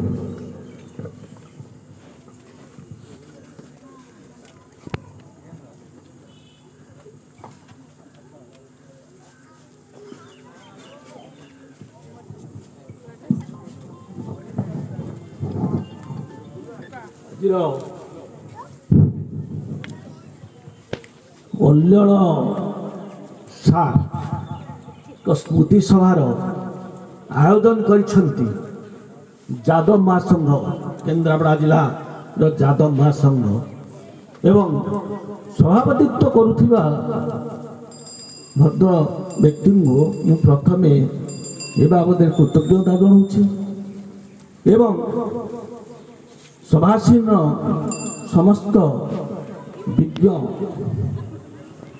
ବ୍ୟକ୍ତିତ୍ୱ ସମ୍ପନ୍ନ ବ୍ୟକ୍ତିମାନ ମୁଁ ମଧ୍ୟ କୃତଜ୍ଞତା ଜଣାଉଛି। ମୋ ସାଙ୍ଗ ଅଖି ଏଠି ଉପସ୍ଥିତ ଏବଂ ଅନ୍ୟାନ୍ୟ ସମସ୍ତ ଶ୍ରୋତା ବକ୍ତା ଭଦ୍ରମଣ୍ଡଳୀ, ଆଜି ହେଉଛି ଆମର ଅଲ୍ଲଳ ଦାସଙ୍କର ଦ୍ୱାଦଶ ତିଥି, ଏକାଦଶ ତିଥି। ଏ ସଭା ମଧ୍ୟରେ ମୁଁ ଶୁଣୁଥିଲି ଅଲ୍ଲଳ ସାର୍ଙ୍କର ବ୍ୟକ୍ତିତ୍ୱ ଏବଂ ବ୍ୟକ୍ତିତ୍ୱ ଏହା ଯେ ମୁସାଳିଆ ଭଳି ଗୋଟେ ଛୋଟ ଗାଁ, ଗୋଟେ ଛୋଟ ମଣିଷଟିଏ ଜନ୍ମ ଲାଭ କରି ନିଜର ଜ୍ଞାନ, ଗାରିମା ଏବଂ ବିଶେଷ କରି ସରଳତା, ସାଧୁତା, ନିଷ୍ଠାପରତା ଯୋଗୁଁ ସେ ପ୍ରାୟ ଆଦୃତ ହୋଇପାରିଛନ୍ତି ଆମର କେନ୍ଦ୍ରାପଡ଼ା ଜିଲ୍ଲା ମଧ୍ୟରେ। ଅନେକ ବ୍ୟକ୍ତି ତାଙ୍କୁ ଜାଣିଛନ୍ତି ସେ ଜଣେ ସାଧୁ ସୁପୁରୁଷ। ତେଣୁ ତାଙ୍କର ଏ ଯେଉଁ ଦେହାନ୍ତ ହେଇଗଲା, ଅକାଳରେ ଦେହାନ୍ତ ହେଇଗଲା, ଏ ପରିପ୍ରେକ୍ଷୀରେ ମୁଁ ଗୋଟିଏ କଥା କହିବି, କି କହିଲେ ନଗ୍ରଜନେ, କି କହିଲେ ଗ୍ରାମୀଣ ମଣିଷ, କି କହିଲେ ନଗ୍ରଜନେ, କି କହିଲେ ଗ୍ରାମୀଣ ମଣିଷ, କାନ ଡେରି ଶୁଣୁଛ କି ହେ ଅଲ୍ଲଳ ଈଶ, ହେ ଗୋପାଳ ଈଶ, ହେ ଗୋପାଳ ଈଶ। ଈଶ ଈଶ କହିଲେ ପ୍ରଭୁ, ଈଶ କହିଲେ ଦେବତା, ଈଶ କହିଲେ ରାଜା, ଈଶ କହିଲେ ମୁଖିଆ। ତେଣୁ ଗୋପାଳ ମୁଖିଆ ତୁମର ଦେହାନ୍ତ ପରେ ତମେ ଶୁଣୁଛ କି ଆଜି ତୁମର ଛାତ୍ର, ତୁମର ସହକର୍ମୀ, ତୁମର ଗ୍ରାମବାସୀ ଏବଂ ଶୁଭେଚ୍ଛୁ ଯେଉଁମାନେ ତୁମକୁ ଜାଣିଛନ୍ତି ସେମାନେ ଆଜି କ'ଣ କହୁଛନ୍ତି? ଶରୀର ଚାଲି ଯାଇଛି ସିନା, ଆତ୍ମା ତ ଅମର। ତେଣୁ ଯେଉଁ ଆତ୍ମା କେବେ ବି ଅସ୍ତ୍ରରେ ଛିଡ଼େ ନା, ଅଗ୍ନିରେ ପୋଡ଼େ ନା, ପାଣିରେ ବୁଡ଼େ ନା, ସେ ଆତ୍ମା ତ ଅମର। ଶୁଣୁଥିଲି ଅମର ରହେ, ଅଲ୍ଲଳ ସାର୍ ଅମର ରହନ୍ତି। କ'ଣ ଅମର ରହିବ? ତାଙ୍କର କାର୍ଯ୍ୟ ଅମର ରହିବ, ତାଙ୍କର କଥା ଅମର ରହିବ, ତାଙ୍କର କର୍ତ୍ତବ୍ୟ ବୋଧ, ନୈତିକ ଜ୍ଞାନ, ନୈତିକତା, ଏହି ତ ସବୁ ରହିବ, ଅମର ରହିବ। ଆଉ କ'ଣ ଶରୀରଟା ଅମର ରହେ କି? ତେଣୁ ସେଥିପାଇଁ ତ କୁହାଯାଇଛି, ବହୁ ପୂର୍ବରୁ ଡକ୍ଟର ମହାଧର ମାନସିଂହ କହିଛନ୍ତି, ନର ଦେହହୀନ ମୂର୍ତ୍ତିକା ନୁହେଁ, ନାରାୟଣ ତାର ଜୀବନ ରସ, ମହାଚେତନାର ଅଂଶ ସେ ଏକ, ବିକାଶ ପାଇକି ଶରୀର ଅବଶ। ତାହେଲେ ମୁଁ ଭାବୁଛି ମୋ ଚିନ୍ତାଧାରାରେ ସେ ଏକ ମହାଚେତନାର ଅଂଶ ସୃଷ୍ଟି ହେଇଥିଲେ, ଜନ୍ମ ହେଇଥିଲେ, କର୍ମଭୂମି ଭାବରେ ଗୋଧନ ନାରାୟଣପୁରକୁ ଯେଉଁ ଗ୍ରହଣ କରିଦେଇ ଶିକ୍ଷାଦାନ କରୁଥିଲେ ଏବଂ ବିଶେଷ କରି ଜଣେ ଉପଯୁକ୍ତ ଗୁରୁ ଭାବରେ ସେ ଯେଉଁ କାର୍ଯ୍ୟ ତୁଲେଇଛନ୍ତି ତାଙ୍କର ଜଣେ ଶ୍ରଦ୍ଧେୟ ଛାତ୍ର ଅତି ଭାବପ୍ରିୟ ଭାବରେ ବିଗଳିତ ସ୍ୱରରେ ତାଙ୍କର ଯେଉଁ ଗୁଣଗାନ କଲା ମୁଁ ତ ଅଭିଭୂତ, ମୁଁ ତ ତାଙ୍କର ସାଙ୍ଗ ଭଳି ସାଙ୍ଗ ସାଙ୍ଗ ମୁଁ କହିବି ସେ ସମ୍ପର୍କରେ। ତେଣୁ ମୋର ସାର୍ ଆମର ହେଡ଼ମାଷ୍ଟର ମୁରଲି ସାର୍ ଯେଉଁ କହିଲେ ସକ୍ରେଟିସ୍ଙ୍କ ଅପେକ୍ଷାର ମୁଁ ମଧ୍ୟ ତାକୁ ଆପୋଲୋଜି କରୁଛି ଏହି ସକ୍ରେଟିସ୍ଙ୍କ ସମ୍ପର୍କରେ।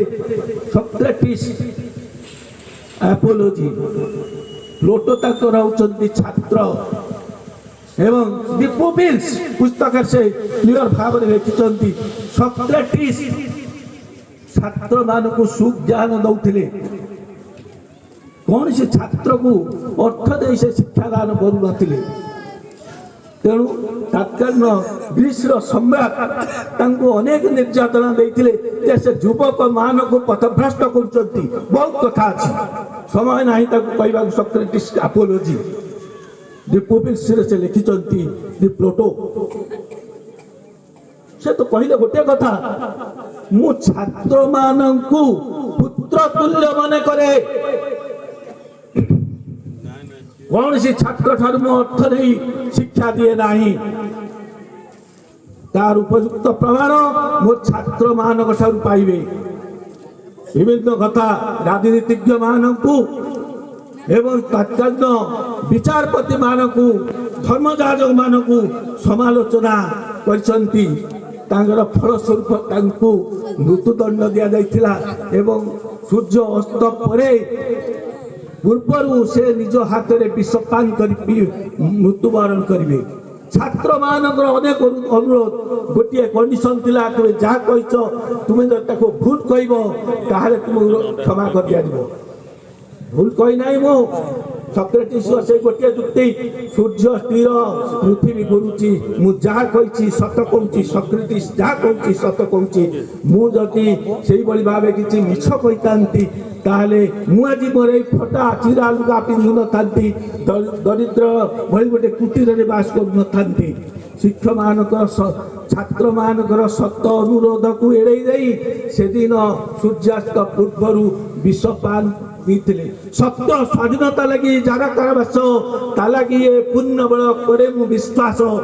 এই পরিপ্রেক্ষিতে আমার গোপবন্ধু দাস এই কবিতা লিখিଛନ୍ତି যে সক্রেটিস্ଙ୍କ ଆଦର୍ଶରେ ମୁଁ ଅନୁପ୍ରାଣିତ। ତେଣୁ ମୁଁ କାହିଁ ଦୁଃଖ ପ୍ରକାଶ କଲି।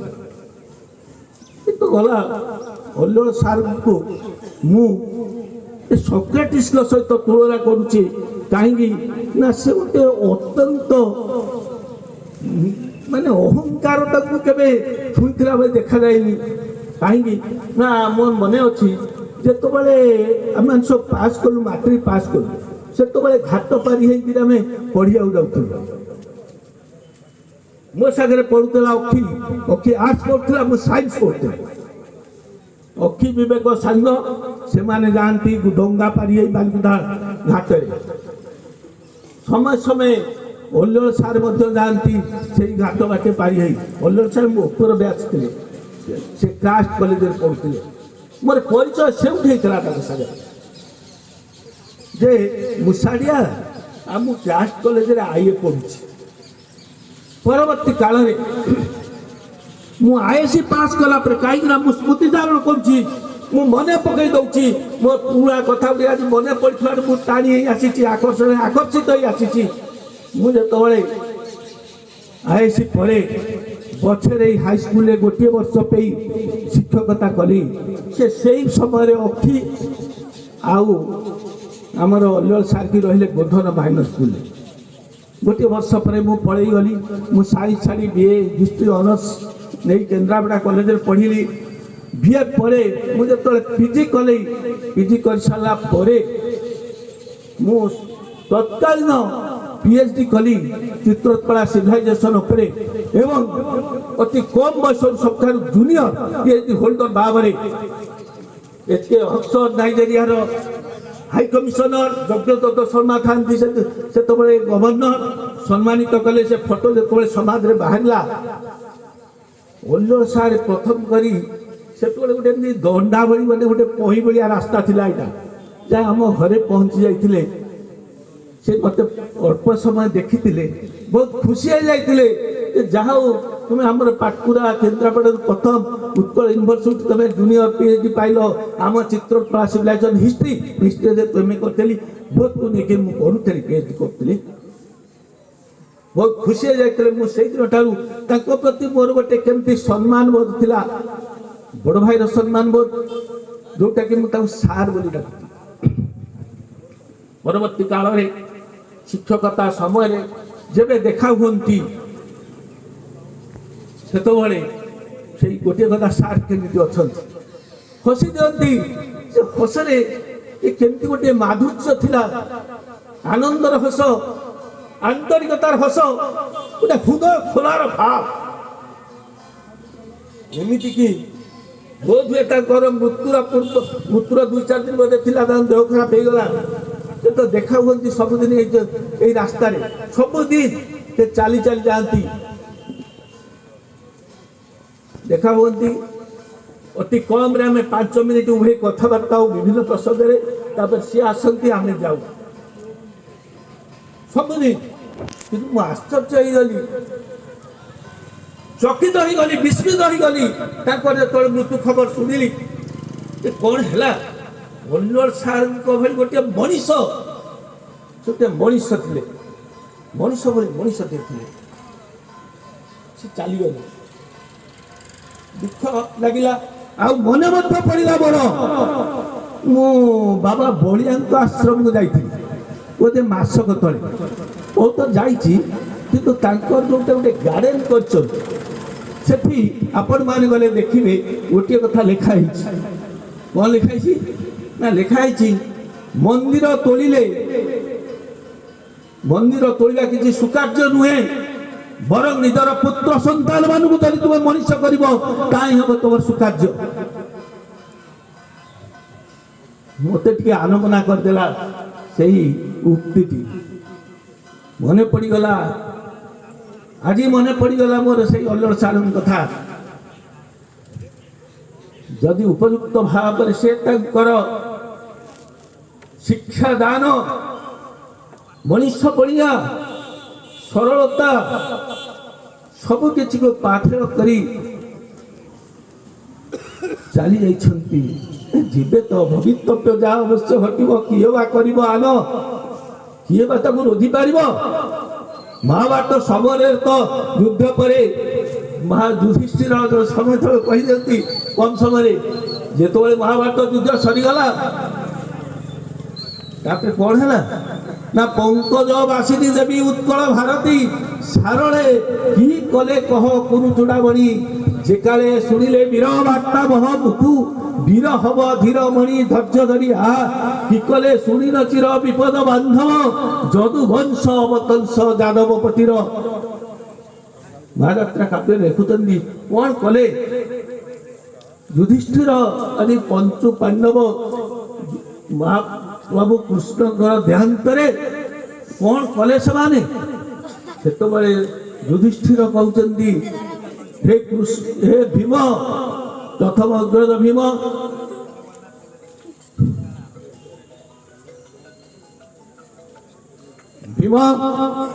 ତୁମର ଗଦା 52 ଭାର ଗଦା ଉଠେଇ ପାରୁନାହ ଅର୍ଜୁନ ଗାଣ୍ଡିବ ଉଠେଇ ପାରୁନାହ ନକୁଳ ତୁମର କୁନ୍ତ ଉଠେଇ ପାରୁନାହ ସହଦେବ ତୁମର ଅସ୍ତ୍ର ବି ଉଠେଇ ପାରୁନାହ ଏବେ ଆସିଗଲା ସମୟ ଆସିଗଲା ଚାଲ ଯିବା କୋଉଠିକି ଯିବା ନା କାଳ ଆମକୁ ଖୋଜିବା ଆଗରୁ ଆମେ ତାରକୁ ଖୋଜିବା ମୃତ୍ୟୁକୁ ଖୋଜିବା ମୃତ୍ୟୁ ଆମ ପାଖକୁ ଆସିବା ପୂର୍ବରୁ ହେ ଦ୍ରୌପଦୀ ଆମେ ମୃତ୍ୟୁକୁ ଖୋଜିବା ତାପରେ ପର୍ବତ କଥା ବହୁତ କଥା ଅଛି ତେଣୁ ଏଭଳି ଏକ ସୁମଣିଷକୁ ମୁଁ ବା କ'ଣ ଦେଇପାରିବି ମୁଁ ତ ସେଇ ଗୋଟିଏ କଥା କହେ ସାର୍ କେମିତି ଅଛନ୍ତି ହସି ଦିଅନ୍ତି ଭଲ ଅଛି ବହୁତ ଖୁସି ଲାଗିଲା ସେ ତ ପ୍ରାତିକତା ସେଇ ତ ଅନ୍ତରଙ୍ଗ ବନ୍ଧୁତା ସେଇ ତ ଲୁହା ଚୁମ୍ବକକୁ ଆକର୍ଷଣ କରିବାର ମୋହ।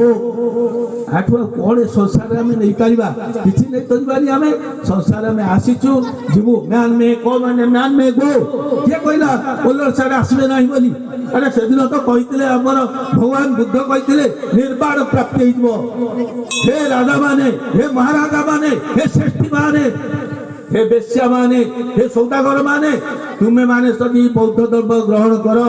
बुद्धं शरणं गच्छामि, धर्मं शरणं गच्छामि, संघं शरणं गच्छामि कुह ताले तुम्हें कौन हो निर्वाण प्राप्ति हो। तुमर आउ ये धराधाम को ये दुखपूर्ण मोहपूर्ण धराधाम को तुमको आउ अवतीर्ण होगा आसब ना। समग्र भारत वर्ष बौद्ध धर्म रे दीक्षित होगा जो लगिला से आमर शंकराचार्य हिंदू धर्म की सुरक्षा देवाई कहले किए कहला मनीष आसब ना मृत्यु पर आसब ना। पुनरपि जन्म पुनरपि मरणम पुनरपि जननी जठरे शयनम यही भाव बारंबार आमर जन्मलाभ हम। आम यही भाव जननी कोड़े आम आश्रय नवा जन्मलाभ करवा।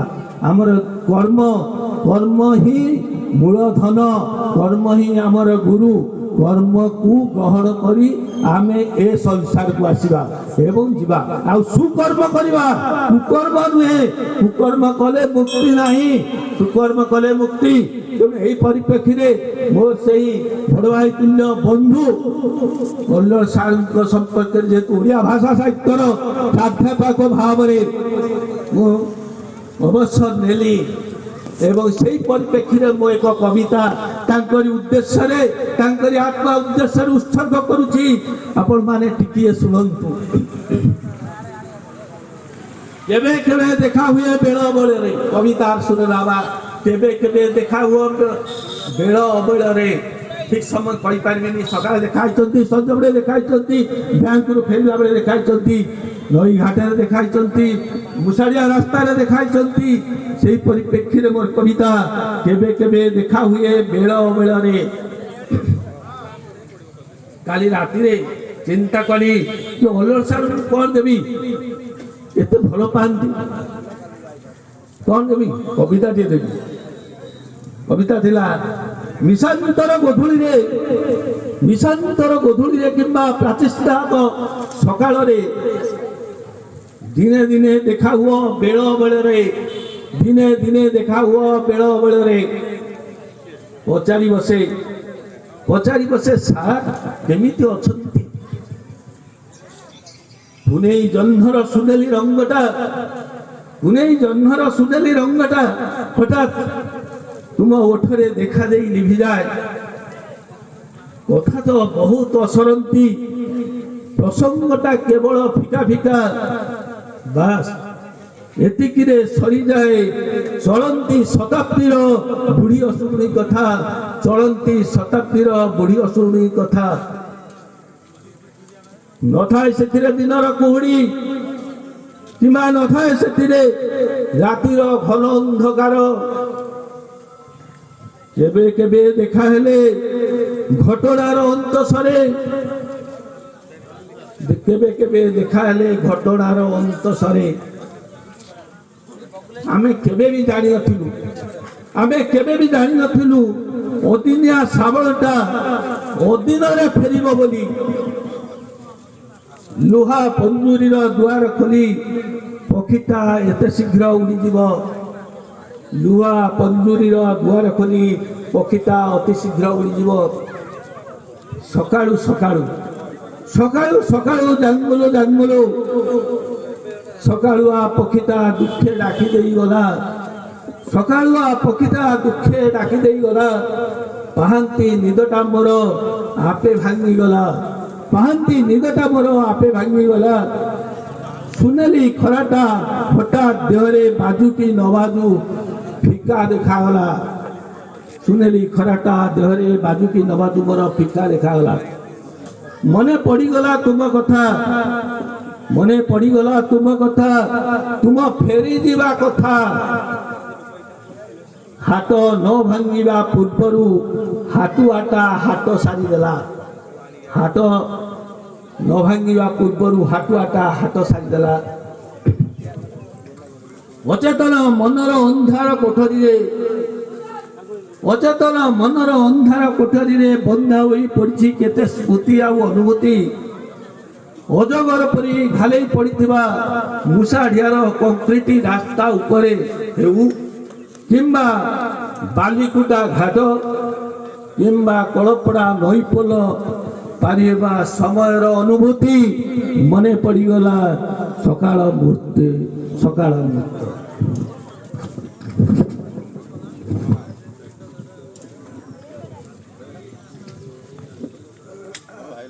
ଅର୍ଦ୍ଧବୟସ୍କ ସୂର୍ଯ୍ୟଙ୍କ ଫରଚା ଆଲୁଅରେ ଭେଟୁଥିଲୁ ଆଉ ଖୋଜୁଥିବି ତୁମକୁ ନିର୍ଜନ ଦ୍ୱୀପର ଜରାୟୁ ଭିତରୁ କିମ୍ବା ରଙ୍ଗ ବେରଙ୍ଗର ଆକାଶର ଭଙ୍ଗା ଛତା ତଳୁ। ଥିରି ଥିରି ଚାଲୁଥିବା ଶାନ୍ତିର କପୋତଟିକୁ। ସ୍ୱପ୍ନ ତ ନଥିଲା ସରି ତନ୍ଦ୍ରାଛନ ଦୁଇ ଆଖି ତଳୁ। କାର୍ଯ୍ୟ ତ ନଥିଲା ସରି ତୁମ ଅକୁହା ମନରୁ। ଏପରି କାହିଁକି ହେଲା ଅଶୁଭ ପକ୍ଷୀଟା କାହିଁକି ଆମ ନିଦ ଭାଙ୍ଗିଦେଲା। ସ୍ୱପ୍ନର ବାଉଳା ଆକାଶରୁ ଭିଡ଼ି ଆଣି ତଳେ ଫିଙ୍ଗିଦେଲା। ଏମିତି କାହିଁକି ହେଲା। ବସନ୍ତ ଆସିବ ଆମ୍ବ ଗଛରେ ବଉଳ ଫୁଟିବ। ତୁମେ କିନ୍ତୁ ମିଟି ଚାହିଁଥିବ ବିସ୍ତୃତ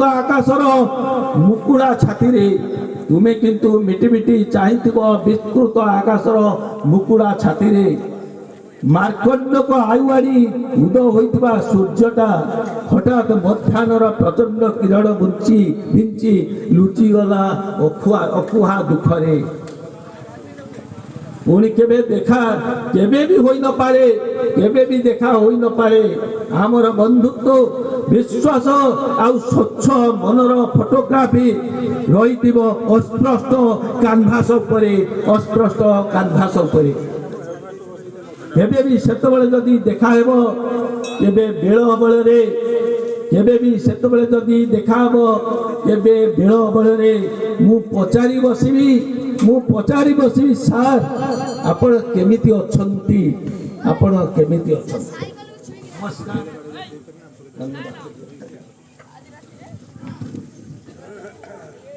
ସାର୍ ଆସିଲେ ତାଙ୍କର ମନର କଥା ଏବଂ ସାର୍ଙ୍କ ସାଙ୍ଗରେ ବିତେଇଥିବା ମୁହୂର୍ତ୍ତକୁ କବିତା ଆକାରରେ ପ୍ରକାଶ କଲେ। ତାଙ୍କୁ କୃତଜ୍ଞତା ଜ୍ଞାପନ କରୁଛି। ଏବଂ ଆମ ପାଖରେ ଅଛନ୍ତି ଯିଏକି ମହାକାଳପଡ଼ା ବ୍ଲକ ଯାଦବ ମହାସଭାର ସଭାପତି ପ୍ରଦୀପ୍ତ କୁମାର ମହାପାତ୍ର ମହୋଦୟ। ମୁଁ ତାଙ୍କୁ ଅନୁରୋଧ କରୁଛି ସେ ଯାଦବ ମହାସଭା ତାଙ୍କ ସାଙ୍ଗରେ ମିଶି ଅନେକ କାର୍ଯ୍ୟ କରିଛନ୍ତି। ମୁଁ ଆଶା କରିବି ତାଙ୍କର ନିଶ୍ଚିତ ଗୋଟିଏ କଥା ଆପଣଙ୍କର ବକ୍ତବ୍ୟ ମାଧ୍ୟମରେ ପ୍ରକାଶ କରିବେ। ସତ କଥା ବିଜୟ ଭାଇ, ବହୁତ ବକ୍ତା ତ କହିସାରିଲେଣି। ବର୍ତ୍ତମାନ ଆମ ଗଣରେ ଅଛନ୍ତି ସାମ୍ବାଦିକ ନ୍ୟୁଜ୍ 7ର ସାମ୍ବାଦିକ ବୀରେନ୍ଦ୍ର ଦାସ ମହୋଦୟ। ମୁଁ ତାଙ୍କୁ ଅନୁରୋଧ କରୁଛି ଟିକେ ମଞ୍ଚାସୀନ ହେବା ପାଇଁ। ସତରେ ଅଲିୟ ସାର୍ ଏତେ ପ୍ରତିଭାର ଅଧିକାରୀ ଥିଲେ। ମୁଁ ତ ତାଙ୍କୁ ତ ବହୁତ ଛୋଟ, ଯେଉଁଟାକି ଯାଦବ ମହାସଭା ଲାଗି ତାଙ୍କୁ ଚିହ୍ନିଥିଲି, ଜାଣିଥିଲି। ପ୍ରତି ଗାଁରେ ଯେଉଁଠି ଆମର ଯାଦବ ଲୋକମାନେ ଅଛନ୍ତି ପ୍ରାୟ ଲୋକ ଜାଣିଛନ୍ତି, ଚିହ୍ନିଛନ୍ତି। ଯେଉଁ ସାର୍ ମାନେ କହିଗଲେ ଏବେ ଭଲ ଦୁଃଖ ଲାଗୁଛି ମୋତେ। ପ୍ରକୃତ ଅନେକ ବ୍ୟକ୍ତିତ୍ୱରେ ସେ କେବେ ତାଙ୍କ ମୁହଁରେ ରାଗ ନଥିଲା। କେବେ ଆମ ସଂଗଠନ ପାଇଁ ଯୁକ୍ତି ହୁଏ, ସେ କିନ୍ତୁ ପିଠିରେ ଥାପୁଡ଼େଇ ଦେଇ କହନ୍ତି ପ୍ରଦୀପ ଯଦି ଆମେ ନ କରିବା କରିବ କିଏ।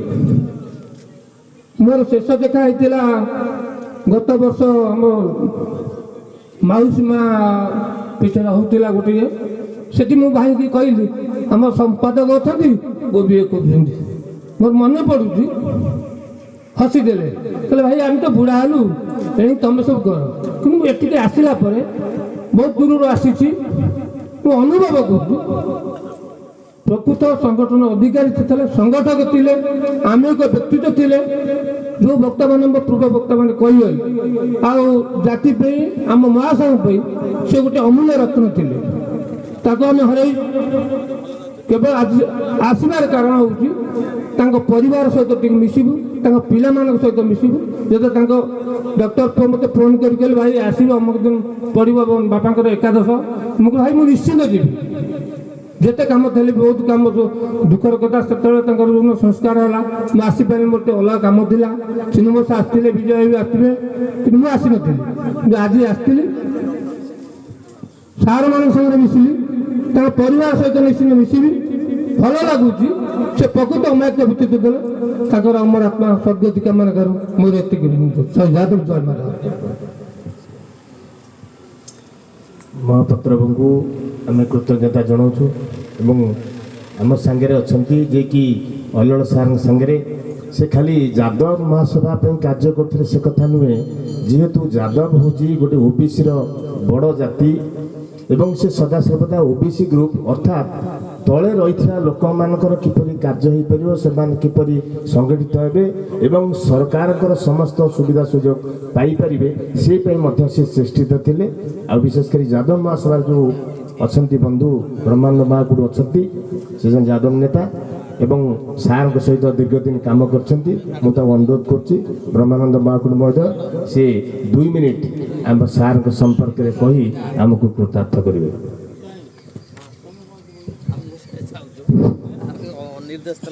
आजिका श्रद्धांजलि सभार सभापति महोदय जिला यादव महासभार संपादक मंचासीन ज्येष्ठ श्रेष्ठ मुरई माने एवं मोर भाई माने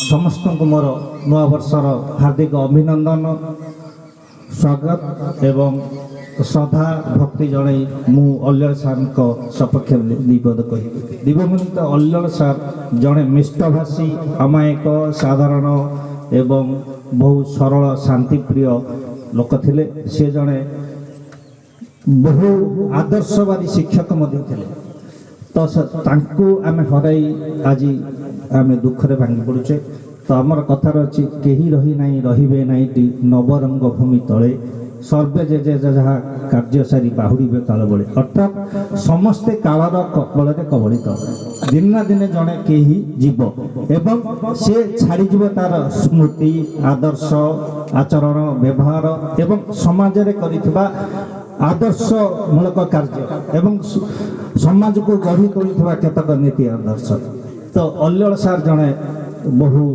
प्रतिभा संपन्न व्यक्ति थे एवं कथा किए केते दिन दिन बंचब से बड़ कथा नुह से राधानाथ राय लिखिले तो जीवन नुही मानव जीवन नुही केवल वर्ष मास दिन दंड कर्मे जो नर कर्मे एक तार जीवन मानदंड अर्थात किए केते दिन बंचब से बड़ कथा नुह ए समाज पे से कौन कौन कार्य कार्य से छाड़ी जे कि चीन परिवारजक हुएन्सा जो भारत को आसते सी जे भारतीय लोक मैंने जो मृत्युवरण कर पितृलोक थाई प्रत्येक सुकार्य तो आदर्श कार्य आ समाज छाड़ी जा तो कल्पकल्प जो कार्य सबू तो आलोचना हुए जे कि ये आम शरत घर श्रद्धेय स्टूडेंट छात्र एवं अन्य जो सारे जे सब विषय बखाणी गले तो तेणुक सी केवल एकाधार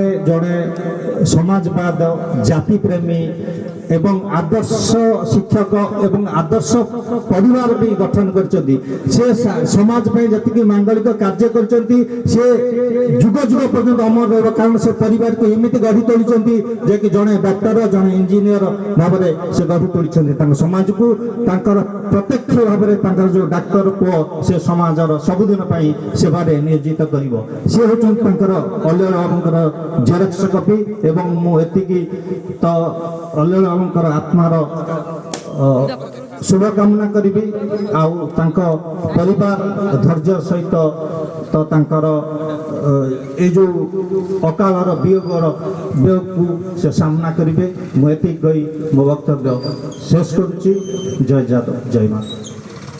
श्रद्धांजलि सभा को महापड़ आसिले ଏବଂ ସମ୍ୟକ୍ରେ ସାର୍ଙ୍କ ସମ୍ପର୍କରେ କହିଲେ ତେଣୁ ଆମେ ତାଙ୍କୁ କୃତଜ୍ଞତା ଜ୍ଞାପନ କରୁଛୁ। ମୁଁ ଅନୁରୋଧ କରୁଛି ଯେ କି ସଞ୍ଜୟ ପାତ୍ର ମହୋଦୟ ଯେ ପରୁକୁଳା ଗ୍ରାମ ପଞ୍ଚାୟତର ସମିତି ସଭ୍ୟ ଅଛନ୍ତି, ମୁଁ ତାଙ୍କୁ ଅନୁରୋଧ କରୁଛି ଏ ମଞ୍ଚ ଆସିନା ହେବେ। आज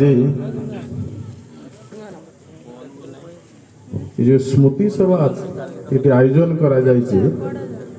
स्मृति सभा कहार मोर पूज्य मोर गुरुजी श्रीजुक्त अल्लेर कुमार दास महोदय आज आम गण तो नहांती किंतु से जो गले मु तो अवश्य गाँव में नी भुवनेश्वर थी मत पोस्ट जो मोर स्कूल ग्रुप रे अच्छी मो गाँव से ग्रुप रे मतलब देखिक मु सरोज सर को फोन कली कौन अलियर सर चलीगले हाँ हो ठीक अच्छे बहुत मन दुख है से जो मु सार को बहुत कथा पचारे विषय कमी कौन है देह खराब था ना ना कौन थी मुझे कहीपर कि मेडिकल थी चलीगला मु तो बहुत किसी आगुरी मोर पूज्य सम्मान व्यक्ति ये कहले विषय मु विशेष किसी अधिक किसी कहबी कहीं कहनी मुझे नारायणपुर मोर घर मोर गाँव में दीर्घ 8 वर्ष 10 वर्ष बोधे सीटी कार्यरत थे जो 8 ରୁ 10 वर्ष बोधे कार्यरत थिला भितर मु प्राय समय जाइछि स्कूल को जेबे भी जाइछि मु तांकर स्टूडेंट नहले भी बहुत सम्मान करती स्टूडेंट हिसाब से जड़े छात्र हिसाब से जड़े पुअर माने पुओ को जमी लालन पालन कर डका जाए सेमती संजय टी स्कूल आड़े आसो स्कूल के देख तुम गाँ स्कूल तुम पिलांकर भविष्य आ कौन केमती पढ़ा जाउछि कौन केमती स्कूल को आगु को डेवलप कर देख टी आसमती सर निश्चिंत आसबि किंतु एमती जड़े मनीष से थिले मु कल्पना करि पारबे मो तुंडरे मु तांको मु कहि परिबि नाही एते एते भलो जे कि मो पाखरे भाषा नाही कहया पाई समस्त से निजर करि पारुतले एवं एते भाषा जो तांका मुहरे थिला जोटा लालनर जो पुओ को केमती पुओ झील लालन करा जाए से छात्र छात्री के सही भली लालन पालन करी पाठ पढ़ाउतले एवं तांका शिक्षकों ठार मु सुनिछि केबे जो तांका पीरियड भीतर केबे कोनोसी दिन द्वंद्व हेनी समस्त की भाईचारा बनईकरी सान भाई स्नेह सान भौणी स्नेह देकरी से स्कूल परिसर आज अल्यल सारंकर एकादश तिथि उपलक्षे आयोजित श्रद्धांजलि सभा स्मृतिचारण सभार साथी सभापति वरिष्ठ आईनजीवी केन्द्रापड़ा जिला यादव महासभार कार्यकारी सभापति विजय कुमार परिडा महोदय मंचासीन अतिथिवृंद ये स्मृतिचारण सभा उपस्थित तंकर समसामयिक शिक्षक गुरुजी बड़ भाई सान भाई मुरबी तुल्य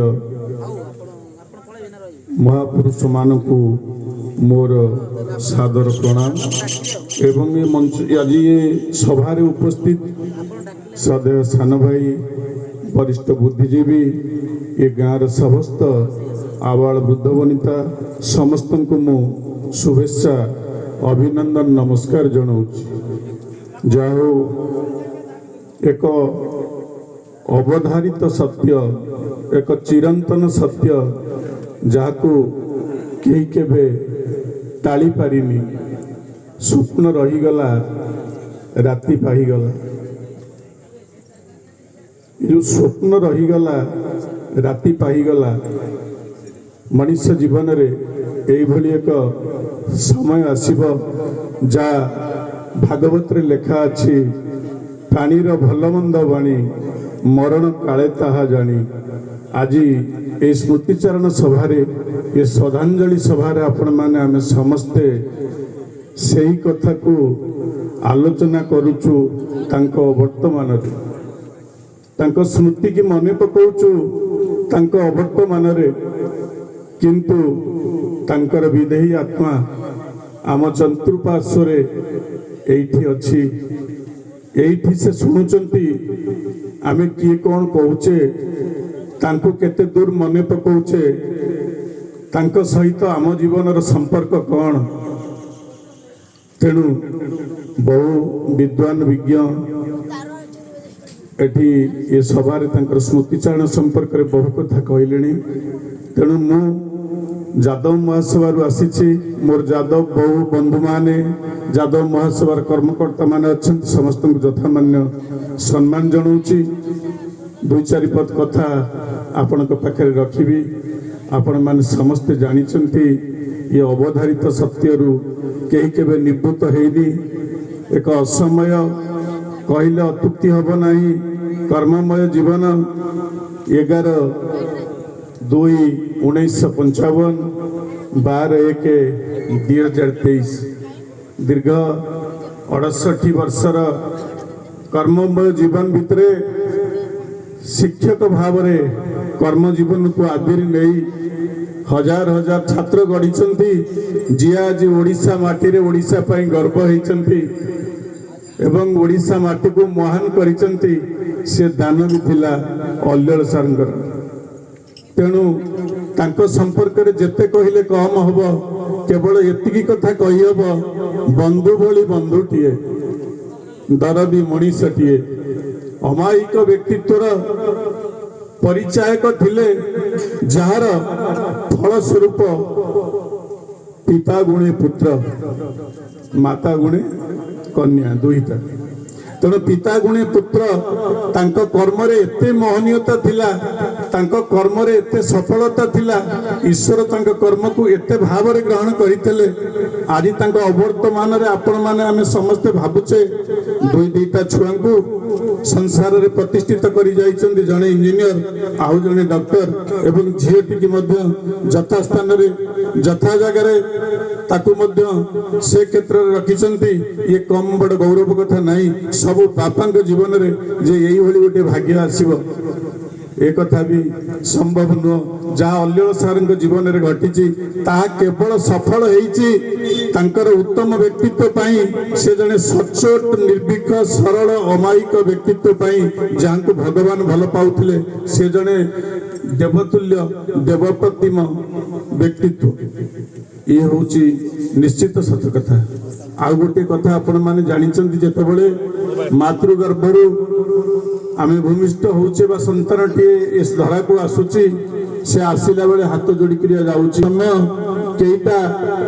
केईटा मुहूर्त से दिन हो वर्ष हो आमर कहूले महाकुड़ बाबू मनीषा जीवन नुही केवल वर्ष मास दिन दंड कर्मे जी तारा कर्म एका तार जीवन मानदंड एवं अल्लड़ सार एमती कर्म थिला ए मुसाडिया गाँ ये अंचल नारायणपुर स्कूल एतिकी भितर सीमित नथिला शिक्षक जीवन भितर केन्द्रापड़ा जिलार 9टा ब्लॉक महाकलपड़ा मार्साघाई गौदपुर डेराबिस केन्द्रापड़ा पट्टामुंडी आली राजकनिका राजनगर पर्यंत जितेबाला अवसर मिले कर्ममय जीवन से जाति कार्य निजक नियोजित करते किए आपण मान फोन कले आपण पचारती यार केमती अच्छु तोर पिला केमती अच्छी तो बापा माँ केमती अच्छा अल्लड़ सार सहित फोन जिते मु कथा हुए से कौन कहती अरे कौन सब कर तुम सब युवक तुम द्वारा बहुत कथा हम आम सब बुढ़ा हो पाटर सब यही कथा बाहर से कहते ये जातिटा को देख तुम युवक पिला अच्छा जादव जाति की आगू को नियो तार निर्देशन प्रतीक स्वरूप घर आगे से रखी जादव भवन जदि गोपाल लोक किए अच्छा देखो कई जन आप घर आगे गोपाल जादव भवन बोली लिखिं से निजक जड़े जादव बोली भावुले एवं जाति से उत्सर्गीकृत देते से जड़े जाति कर्णधार जाति कर्मवीर ये जाति तरफ केन्द्रापड़ा जिला जादव महासभा तरफ मुझे आत्मा प्रति गभीर श्रद्धांजलि ज्ञापन करुच्ची ଏବଂ ସେ ତାଙ୍କର ପିଲାର ନାଁର ଶେଷରେ ମଧ୍ୟ ଲେଖିଛନ୍ତି ଅମକ ଯାଦବ, ପୁଅର ନାଁ ଶେଷରେ ଯାଦବ, ଆଉ ଗୋଟିଏ ପୁଅର ନାଁ ଶେଷରେ ଯାଦବ। ଇଏ ଶବ୍ଦକୁ ସେଇ ଲୋକ ହିଁ ଏ ଅଞ୍ଚଳ ନୁହଁ କେନ୍ଦ୍ରାପଡ଼ା ଜିଲ୍ଲା ଭିତରେ ସ୍ଥାନିତ କରି ଯାଇଛନ୍ତି। ସେ କେତେ ଭଲ ପାଉଥିଲେ ଯାଦବ ମାନଙ୍କୁ, ସେ କେତେ ଭଲ ପାଉଥିଲେ ଜାତିକି, ତାର ଜ୍ୱଳନ୍ତ ନିଦର୍ଶନ, ଜ୍ୱଳନ୍ତ ପ୍ରମାଣ ଅଛି। ଏ କଥା ଆପଣମାନେ ସମସ୍ତେ ମର୍ମେ ମର୍ମେ ଅଙ୍ଗେ ଅଙ୍ଗେ ଲିଭାଇଛନ୍ତି। ତେଣୁ ଆମ ସମସ୍ତଙ୍କ ଏ ଜାତି ଭିତରେ, ଏ ଅଞ୍ଚଳ ଭିତରେ ବସବାସ କରୁଥିବା ଯାଦବ ମା ଭଉଣୀ ମାନେ ସମସ୍ତଙ୍କ ଭିତରେ ସେ ଜଣେ ପ୍ରିୟ ଆତ୍ମୀୟ ଏବଂ ପରିବାରର ବ୍ୟକ୍ତି ବିଶେଷ ଭାବରେ ଥିଲେ। ଶିକ୍ଷକ ଜୀବନରେ ବହୁତ ପିଲାଙ୍କୁ ମଣିଷ କରିଛନ୍ତି, ବହୁ ଜୀବନ ଦୀର୍ଘ ଦିନ ଧରିକି ଶିକ୍ଷା କ୍ଷେତ୍ରରେ ମଧ୍ୟ ଶିକ୍ଷାଦାନ କରିଛନ୍ତି। ଜାତି ପାଇଁ ତାଙ୍କର ମଧ୍ୟ ଉତ୍ସର୍ଗୀକୃତ ସେବା ରହିଛି, ଏ କଥାକୁ କେହି ଅସ୍ୱୀକାର କରିବେ ନାହିଁ। ଆଉ ଗୋଟିଏ କଥା କହିବି, ଯେତେବେଳେ ସିଏ ତାଙ୍କ ଘରକୁ ଆମେ ଆସିଛୁ, ତାଙ୍କ ସହିତ ମଧ୍ୟ ସବୁ ମିଟିଂ ଏବଂ ଅନ୍ୟାନ୍ୟ ଜାଗାରେ ସବୁ ମିଶିଛୁ, କେବେ କାହା ପ୍ରତି ଗୋଟେ ଅସହ୍ୟ ମନୋଭାବ, କାହା ପ୍ରତି ଗୋଟେ ଇର୍ଷା ଆଚରଣ, ତାଙ୍କୁ ଯଦି କିଏ କେବେ ଭୁଲ ଭାବନା ଭିତରେ, ଭୁଲ ଅନୁଚିନ୍ତା ଭିତରେ କହୁଥିଲା, କିନ୍ତୁ ସେ କେବେ ନିଜେ ଦେହକୁ ନଉନଥିଲେ। କଣ ତାଙ୍କୁ ଲାଗୁଥିବ ସେ କଥା ଭଗବାନ ଜାଣନ୍ତି। ମୁଁ ମଧ୍ୟ ଦେଖିଛି, ଅନେକ ସମୟ ତାଙ୍କ ସାଙ୍ଗରେ ମିଶିଛି, କଥା ଛଳରେ ମଧ୍ୟ ସେ କେବେ ଭାବନ୍ତିନି ଯେ ମୋତେ ଚିନୁ ବାବୁ ଗୋଟେ କଥା କହିଦେଲେ ମୋତେ କାଟିଲା କି ଗୋଟେ ଟାଣ କଥା ମୋତେ କହିଲେ। ତାଙ୍କ ଭିତରେ ମଧ୍ୟ ସେଇଭଳି ସାହସ ଥିଲା, ସଂଯମତା ଥିଲା। ଯୋଉ ଶ୍ରେଣୀର, ଯୋଉ ଶୈଳୀର, ଯୋଉ ଭାବର ଭାଷା ଆସିଲେ ମଧ୍ୟ, କଥା ଆସିଲେ ମଧ୍ୟ ସେ ସହି ଯାଉଥିଲେ।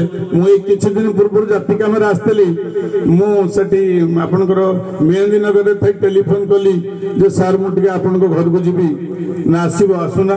ମୁଁ କହିଲି ଆଉ ଦେହ କେମିତି ଅଛି? ମୋ ସହିତ କଥା ହେଲେ କହିଲେ ନାଇଁ ଦେହ ଟିକେ ଚିନୁ ବାବୁ ଭଲ ନାହିଁ। କାହିଁ କଥା କହୁ କହୁ ଟିକେ ଥକି ପଡ଼ିଲେ, ଥକି ଗଲେ, ଏତେ ସ୍ପଷ୍ଟ କହିଲେ ନାହିଁ। ମୁଁ କହିଲି ବୋଧେ ଦେହ ଭଲ ନାହିଁ, ଆଉ ଯିବି ନା ନାଇଁ ପରେ କେବେ ଆସିବେ, ଯଦି ଆସିବେ କାହିଁ ସାଡ଼େ କାମ ଅଛି, ତାଙ୍କୁ ଯାଇକି ଟିକେ ସାଡ଼େ ଦେଖା କରନ୍ତୁ, ସେ କଲ୍ଲପାଟଣା ଯାଇକି ଦେଖା କରନ୍ତୁ। ସେ ଥିଲେ ଏଇଭଳି ବ୍ୟକ୍ତିତ୍ୱ।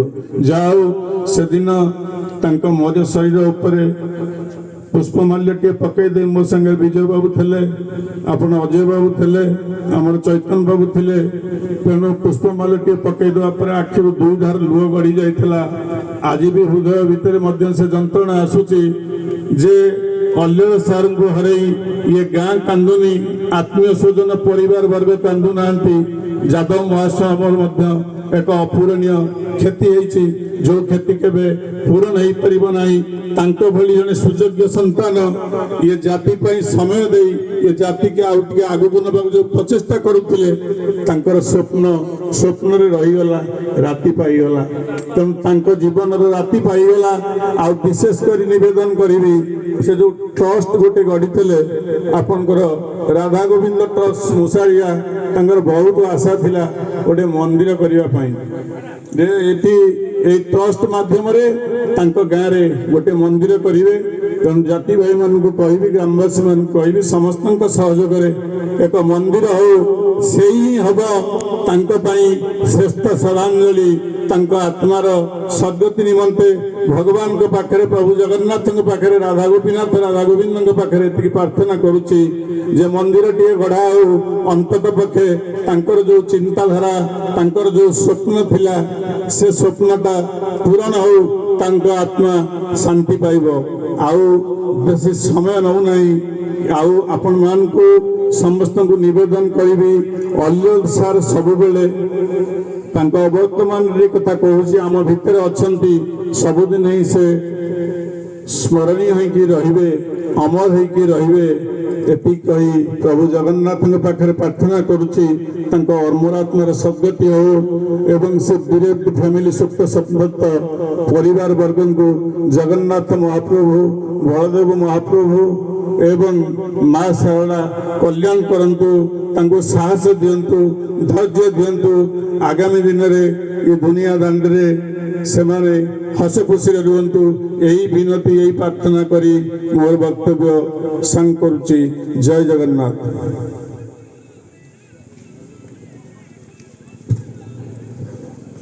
ଦାସବାବୁ ତାଙ୍କର ଦୀର୍ଘ ଲମ୍ବା ସମୟ ଧରି ତାଙ୍କ ସାଙ୍ଗରେ ଥିଲେ ଏବଂ ଅନେକ କଥା କହିଛନ୍ତି ଏବଂ ତାଙ୍କର ଯେଉଁ ଅଭିଳାଷ ଥିଲା সেটা যদি ନିର୍ମାଣ ହୁଏ ମନ୍ଦିର ଏଠି ଶ୍ରେଷ୍ଠ ଶ୍ରଦ୍ଧାଞ୍ଜଳି ହେବ ଏକଥା ମଧ୍ୟ କହିଛନ୍ତି। ତେଣୁ ଆମେ ତାଙ୍କୁ ବହୁତ ବହୁତ କୃତଜ୍ଞତା ଜଣାଉଛୁ। ଏବଂ ଖାଲି ଅଲ୍ଲଳ ସାର୍ ଯେ ଏ ଗ୍ରାମ ସହିତ ଜଡ଼ିତ ଥିଲେ ଗ୍ରାମବାସୀ ବା ପଞ୍ଚାୟତ ଯାଦବ ମହାସଭା ତାହା ନୁହେଁ, ସାମ୍ବାଦିକତା କ୍ଷେତ୍ରରେ କାମ କରୁଥିବା ଲୋକମାନଙ୍କ ମଧ୍ୟ ତାଙ୍କର ଭଲ ପାଇବା ଥିଲା। ଏବଂ ଅନେକ ବନ୍ଧୁ ଯେଉଁମାନେ ସାମ୍ବାଦିକ କ୍ଷେତ୍ରରେ ଉଲ୍ଲେଖନୀୟ ଅବଦାନ ଅଛି କେନ୍ଦ୍ରାପଡ଼ା ଜିଲ୍ଲାରେ, ସେଥିମଧ୍ୟରୁ ଆମ ପାଖରେ ଅଛନ୍ତି ବୀରେନ ଦାସ ମହୋଦୟ, ଯିଏକି ନ୍ୟୁଜ୍ 7ରେ କାର୍ଯ୍ୟରତ। ସେ ମଧ୍ୟ ଖୁବ୍ ପାଖରୁ ତାଙ୍କୁ ଜାଣିଥିଲେ ଏବଂ ତାଙ୍କର ବ୍ୟକ୍ତିତ୍ୱ ତାଙ୍କର କାର୍ଯ୍ୟଧାରା ସମ୍ପର୍କରେ ସେ ଆସିଥିଲେ। ମୁଁ ଅନୁରୋଧ କରୁଛି ବୀରେନ ଦାସ ମହୋଦୟଙ୍କୁ ସେ ସାର୍ଙ୍କ ସମ୍ପର୍କରେ ଟିକେ କହି ତାଙ୍କର ଶ୍ରଦ୍ଧାଞ୍ଜଳି ଜ୍ଞାପନ କରିବେ। गुरु ब्रह्मा गुरु विष्णु गुरुदेव महेश्वर गुरु साक्षात् परम ब्रह्म तस्मै श्री गुरवे नमः। पवित्र मंगलमय संध्यारे ई माटी माँ गाँ माँ कूल स्मृति सभार सभापति महोदय एवं मंच सम्मुखरे थिबा अल्लळ सार को भल पाउथिबा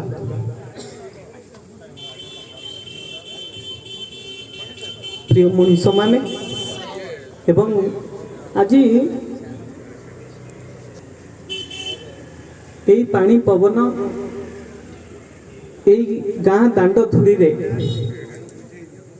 जन्म होइथिबा यही धूली रे खेली से मनीष को हरइथिबा ये परिवेश आज संपूर्ण रूपे नीरवी जाइछि। आज तांकर गुणगान शुणुछंती समस्ते। कारण हेउछि अल्लळ सार जड़े भल मनीष केवल नथिले, जड़े भल गुरु थिले, भल बापा थिले, भल पुत्र थिले, भल संगठक थिले, भल जादव मध्य थिले। वास्तव रे समस्त से भल ही थिले। आउ भल थिबा मनीष माने समस्त को निजर करि पारंती। आउ एते शीघ्र दूरे जीवाटा समस्त को कष्ट दिए। मु आज तांको उद्देश्य रे एतिकी कहवा पई चाहिबी। जिला यादव महासभार जेतेबेले से संपादक हेले सेतेबेले ये जाति बहुत संघर्ष करुथिला। गोटे निपट मफुसल एरिया रु साइकिल चले जाई ये जाति को एकजुट करिवार जो प्रतिज्ञा तांको भितर थिला, जो संगठक मनोवृत्ति नहीं से धाई जाउथिले, आज आम युवक मानक भितर नाही। एवं सांबादिक जगत पई से मध्य अनेक किछि काम करिसंती। फोन ने कथा हला बेले सारंकर से जो गाइड जेतेबेले पूरा मनीष जाति गोटे आध्यात्मिक मनीष हिसाब से आमको सब बारण करती ये काम कले ठीक हम नहीं बोली से आमको जन दियंती। तांकर मार्गदर्शक आज आम जाति को आम समस्त को उद्बुद्ध करिछि। आ सार मध्य मन रहिबे। मु बेले बेले भाबे एते भल मनीष कौन संसार रे अछंती। भारी दुख लगे सार जिते फोन करी कथा कहती बहुत कथा ता भीतर कहती सेथिरे दायित्वबोधता बढ़े। तांको सहित कथा हेले दायित्वबोधता बढ़ी जाए। तेणु आपण माने जो माने तांको संपर्शरे आछंती, जो माने तांको सहित कथा हिचंती, जो माने मिसिछंती, से माने निश्चय सार को मने रखिबे। सार को द्वारा छड़ा जाइथिबा छाप तांकर प्रतिटी चाली चलनी कथाबार्ता मनीष को मार्जित एवं सरल करवा शिखैथिला। जड़े सरल मनीष हिसाब रे आमे तांको देखुथिले, तांकर गुणगान करथिले। आज से आम निकटरे स्वदेहरे नाहांती सत, किंतु आम निकटरे अछंती, एइठी अछंती, एइठारे अछंती। पुणी आउ थरे निश्चय आम पाखकु आसीबे। ए गाँ माटी पानी पवन तांको झुरिबो। ଏବଂ ତାଙ୍କୁ ଡାକିବ ଆଉ ସେ ଫେରି ଆସିବେ। ଏଭଳି ପବିତ୍ର ସନ୍ଧ୍ୟାରେ ଆମେ ସମସ୍ତେ ତାଙ୍କୁ ଯେତିକି ମନେ ପକାଉଛେ, ଯେତିକି ତାଙ୍କ ବିଷୟରେ ଚିନ୍ତା କରୁଛେ, ସେ ନିଶ୍ଚୟ ଫେରି ଆସିବେ। ଆଉ କେଉଁ ରୂପରେ ଆଉ କେଉଁ ସମୟରେ ଆମେ ତାଙ୍କୁ ଅପେକ୍ଷା କରିବା। ଏହି ପବିତ୍ର ସନ୍ଧ୍ୟାରେ ତାଙ୍କୁ ମୁଁ ମୋର ଭକ୍ତି ଅର୍ଘ୍ୟ ଅର୍ପଣ କରିବି ଏବଂ ସମସ୍ତଙ୍କୁ ଧନ୍ୟବାଦ, ନମସ୍କାର।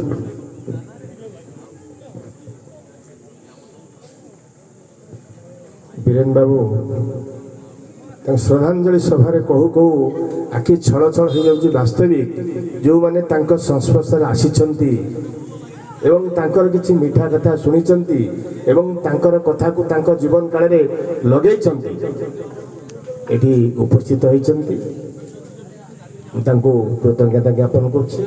ଆଉ ଆମ ପାଖରେ ଆମେ ଆଉ 10-15 ମିନିଟ୍ ମଧ୍ୟରେ ଶ୍ରଦ୍ଧାଞ୍ଜଳି ସଭା ସରିଯିବ। ଏଠି ଭଜନ ସମାରୋହ ହେବ। ଆପଣମାନେ ଆଉ 10 ମିନିଟ୍ ମାତ୍ର ଟିକେ ଅପେକ୍ଷା କରିବା ପାଇଁ ମୁଁ ଅନୁରୋଧ କରିବି।